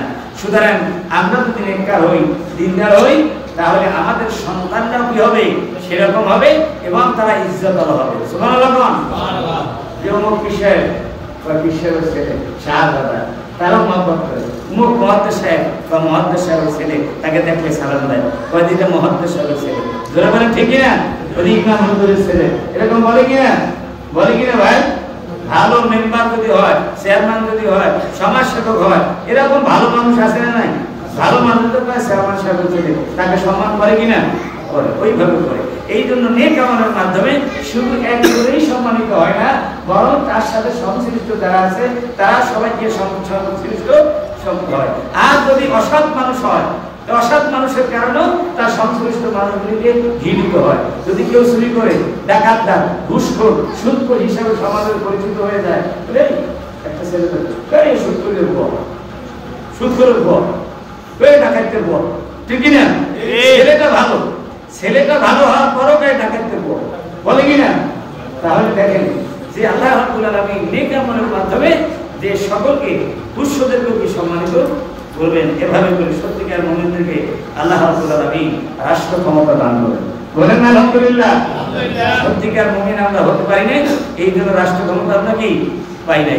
রাসূলুল্লাহ সাল্লাল্লাহু আলাইহি ওয়াসাল্লাম মদিনায় হিজরত করলেন, সাহাবা কিরামদেরকে নিয়ে তিনি রাষ্ট্র ক্ষমতায় মানে কি করলেন, রাষ্ট্র ক্ষমতা আরোহণ করলেন, আল্লাহ দয়া করলেন। বলেন আল্লাহুম্মা আমিন। রব্বি আদখিলনি মুদখালা সিদকিন ওয়া আখরিজনি মুখরাজা সিদকিন ওয়াজআলনি মিন লাদুনকা সুলতানান নাসীরা। এই সুলতানার রাজ্য ক্ষমতা, বলেন আল্লাহু আকবার। রাসূল রাজ্য ক্ষমতা চাইছে কিনা? কথা বলেন, চাইছে কিনা? আর আমি রাষ্ট্র না চাইলে গোটা দেশকে তিনি শাসন করতে পারতেন, সকলের কাছে ইসলাম পৌঁছাতে পারতেন। এই জন্য নেক আমলের মাধ্যমে, ঈমানের মাধ্যমে আল্লাহ পাক রাষ্ট্র ক্ষমতা দান করেন। যেমন আল্লাহ রাব্বুল আলামিন বলেন, ওয়া'আদাল্লাহু আল্লাযীনা আমানু মিনকুম ওয়া আমিলুস সালিহাতি লায়াস্তাখলিফান্নাহুম ফিল আরদি কামাস্তাখলাফাল্লাযীনা মিন ক্বাবলিহিম وَلَيُمَكِّنَنَّ لَهُمْ دِينَهُمُ الَّذِي ارْتَضَىٰ لَهُمْ وَلَيُبَدِّلَنَّهُم مِّن بَعْدِ خَوْفِهِمْ أَمْنًا। আল্লাহু আকবার। আল্লাহ রাব্বুল আলামিন বলেন যে নেক আমলের কারণে এবং ঈমানের কারণে আল্লাহ পাক খেলাফত দান করেন, রাষ্ট্র ক্ষমতা দান করেন। আমরা রাষ্ট্র ক্ষমতা চাই কিনা? চাই কিনা? রাষ্ট্রকর্তা হুজুর আমি কি প্রেসিডেন্ট হব? আরে বাবাজি, সবাই কি প্রেসিডেন্ট হবে? সবাই প্রেসিডেন্ট হবে? সবাই এমপি হবে? মুমিনদের পক্ষ থেকে এমপি হবে, রাষ্ট্রনায়ক হবে, প্রধানমন্ত্রী হবে। সেটা আমার প্রধানমন্ত্রী, আমার এমপি, আমার মেম্বার। জোরে বলেন ঠিক কিনা? এটাই আমি মেম্বার। জোরে বলেন ঠিক কিনা? এটাই প্রতিনিধিত্ব করার জন্য সকলকে যার যার অবস্থান থেকে দায়িত্ব পালন করতে হবে। আপনি আমি ভোটের মালিক, ভোট দিয়ে দেব, ভোট দিলেই তো তারা কি ক্ষমতা যাইতে পারবে। ইমানদারদেরকে ক্ষমতা বসাতে হবে। এভাবে অনেক উপকারের কথা সর্বশেষ আমি শেষ করে দিচ্ছি। আর দুইটি দফা, এক দফা হলো ঈমান, প্রথম দফা। দ্বিতীয় দফা হলো আমলে চলে। তৃতীয় দফা হচ্ছে তাওয়াসুবিল হক, পারস্পরিক হকের উপদেশ দেওয়া। পারস্পরিক হকের উপদেশ দেওয়া। প্রথম দুইটা ছিল ব্যক্তিগত আমল, এই দিকে হলো ইঞ্জিনিয়ারিং, সামষ্টিকগত আমল। একে অপরকে সমাজের প্রতিটি মানুষ ঈমানদার হবে এবং নেক আমলদার হবে। তারপরে একে অপরকে হক পালনের জন্য, হক গ্রহণ করার জন্য, হক লালন করার জন্য, হক প্রতিষ্ঠা করার জন্য উপদেশ দিতে থাকবে। বলেন আল্লাহু আকবার। প্রতিটি মানুষ যদি নাকি এরকম পারস্পরিক হকের প্রতি সচেতন হয়, সেই সমাজে শান্তি হবে কিনা? হবে কিনা? এই হক প্রতিষ্ঠা করতে গিয়ে কিছু বিপদ আপদ মানে পরিস্থিতির মোকাবেলা করতে হয় কিনা? এই জন্য আল্লাহ পাক বলেন, তোমরা পারস্পরিক সবরের দিবে, তোমরা ধৈর্য ধারণ করার উপদেশ দিবে। অধৈর্য হলে চলবে না। একজন অধৈর্য হয়ে যেতে পারে, তাহলে তাকে কি করতে হবে? ধৈর্যের উপদেশ দিতে হবে। সবাই যদি হকের উপদেশ দেয় এবং ধৈর্যশীল হয়ে যায়, সেই সমাজে শান্তি নিরাপত্তা আসবে, নিঃসন্দেহে, কোনো সন্দেহ নাই। সুতরাং আল্লাহ রাব্বুল আলামিনের দেওয়া এই চার দফা ঈমান, আমলে চলে এবং হকের উপদেশ, পারস্পরিক হকের উপদেশ, পারস্পরিক ধৈর্যের উপদেশ, এই চার দফা পালনের মাধ্যমে আমরা সুখী সমৃদ্ধশালী একটা জীবন, সমাজ, রাষ্ট্র কায়েম করা সম্ভব হয়। আমরা এটা পালন করার জন্য ইচ্ছা আছে কিনা? ইনশাআল্লাহ। আল্লাহ কবুল করুন। সকলে বলেন আল্লাহুম্মা আমিন। এই ধৈর্য হলো তিন প্রকার। ধৈর্যের কথাটা বলি। ধৈর্য হলো তিন প্রকার। আস-সাবরু আলা তাআত, আস-সাবরু আলা তাআত, আস-সাবরু আলা তারকিল মাসিয়াত, আস-সাবরু আলা মাসায়েব। তিন প্রকার সবর। সবর কয় প্রকার? সবর কয় প্রকার? সবর আলা তাওয়া, মানে ইবাদত করার ক্ষেত্রে সবর, ইবাদত করার ক্ষেত্রে সবর। ইবাদত করার জন্য কিছু সময় লাগে, কিছু ব্যবস্থাপনা লাগে, কিছু ধৈর্য লাগে, কি বলেন ঠিক না? এই যে ফজরের সময় যখন আযান দিবে মোল্লায় আসসালাতু খায়রুম মিনান, তখন দায়িত্ব কি হবে? তাড়াতাড়ি উঠে গিয়ে শীত হোক গরম হোক ঠান্ডা পানি দিয়ে উযু করে মসজিদে একটু যদি দূর হয় হেঁটে হেঁটে গিয়ে মসজিদে গিয়ে নামাজ পড়তে হবে না? আসলাম আমি 15 মিনিট আগে, 10 মিনিট আগে, এখনো জামা শুরু হয় নাই, নামাজ পড়ে আমার বসে থাকতে হবে না? অপেক্ষা করতে হবে না? জীবনে ঠিকই না? হুজুরে হাফেজ সাহেব মানুষ ফজরের কিরাত লম্বা ধরছে, একটুখানি লম্বা ধরছে বলে আমাকে ধৈর্য ধারণ করতে হবে না? আমি কি নিয়ে ছেড়ে চলে যেতে বলবো? হাজুদের কথা হোক যাই হোক আমাকে দাঁড়িয়ে থাকা লাগবে, ঠিকই না? এরপরে নামাজ পড়লেন, একটু দোয়া করলেন, সময় লাগে কিনা? ধৈর্যের সময় লাগে কিনা? কষ্ট লাগে কিনা?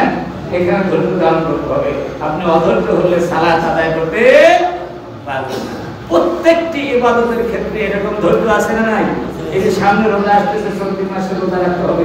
এই রোজা রাখতে গেলে তখন পানির পিপাসা লাগে, কষ্ট লাগে, গ্যাস্ট্রিকে ঘুটায়, ডায়াবেটিসে ক্ষতি করে, অনেক কিছু আসে যায় কিনা? কিন্তু ধৈর্যের সাথে আমাকে কি করতে হবে? রোজা রাখতে হবে না? এই যে ইবাদতের ক্ষেত্রে ধৈর্য ধারণ করা, এটা হচ্ছে 1 নম্বর ধৈর্য। 2 নম্বর ধৈর্য হলো যারা তারকিল মাসিয়া, গুনাহ ছেড়ে দেওয়ার ক্ষেত্রে ধৈর্য। কেউ কোনো গুনাহ করতে অভ্যস্ত হয়ে গেছে, কেউ বিড়ি খায়, কেউ গাঁজা খায়, কেউ মদ খায়, হ্যাঁ, কেউ সিগারেট খায়, কেউ জিনা ব্যবসা খায়, নানান রকমের ট্যাবলেট, মানে বাবা খায়, ঠিক না? বাবা খালু খায় না? এখন এই সমস্ত খাবার যদি অভ্যাস হয়ে যায় তাহলে এগুলি একদিনে ছেড়ে দিতে পারে না, একটু সময় লাগে, ধরে বলে ঠিক না? আর ছেড়ে দেওয়ার পর আবার সেই দিকে তার জিহ্বাটা একটু কি লালায়িত হয়। এই ক্ষেত্রে ধৈর্য ধারণ করতে হবে, ছেড়ে দিয়ে যেন আবার পুনরায় সেইটা আমরা না করি, ধরে বলে ঠিক না?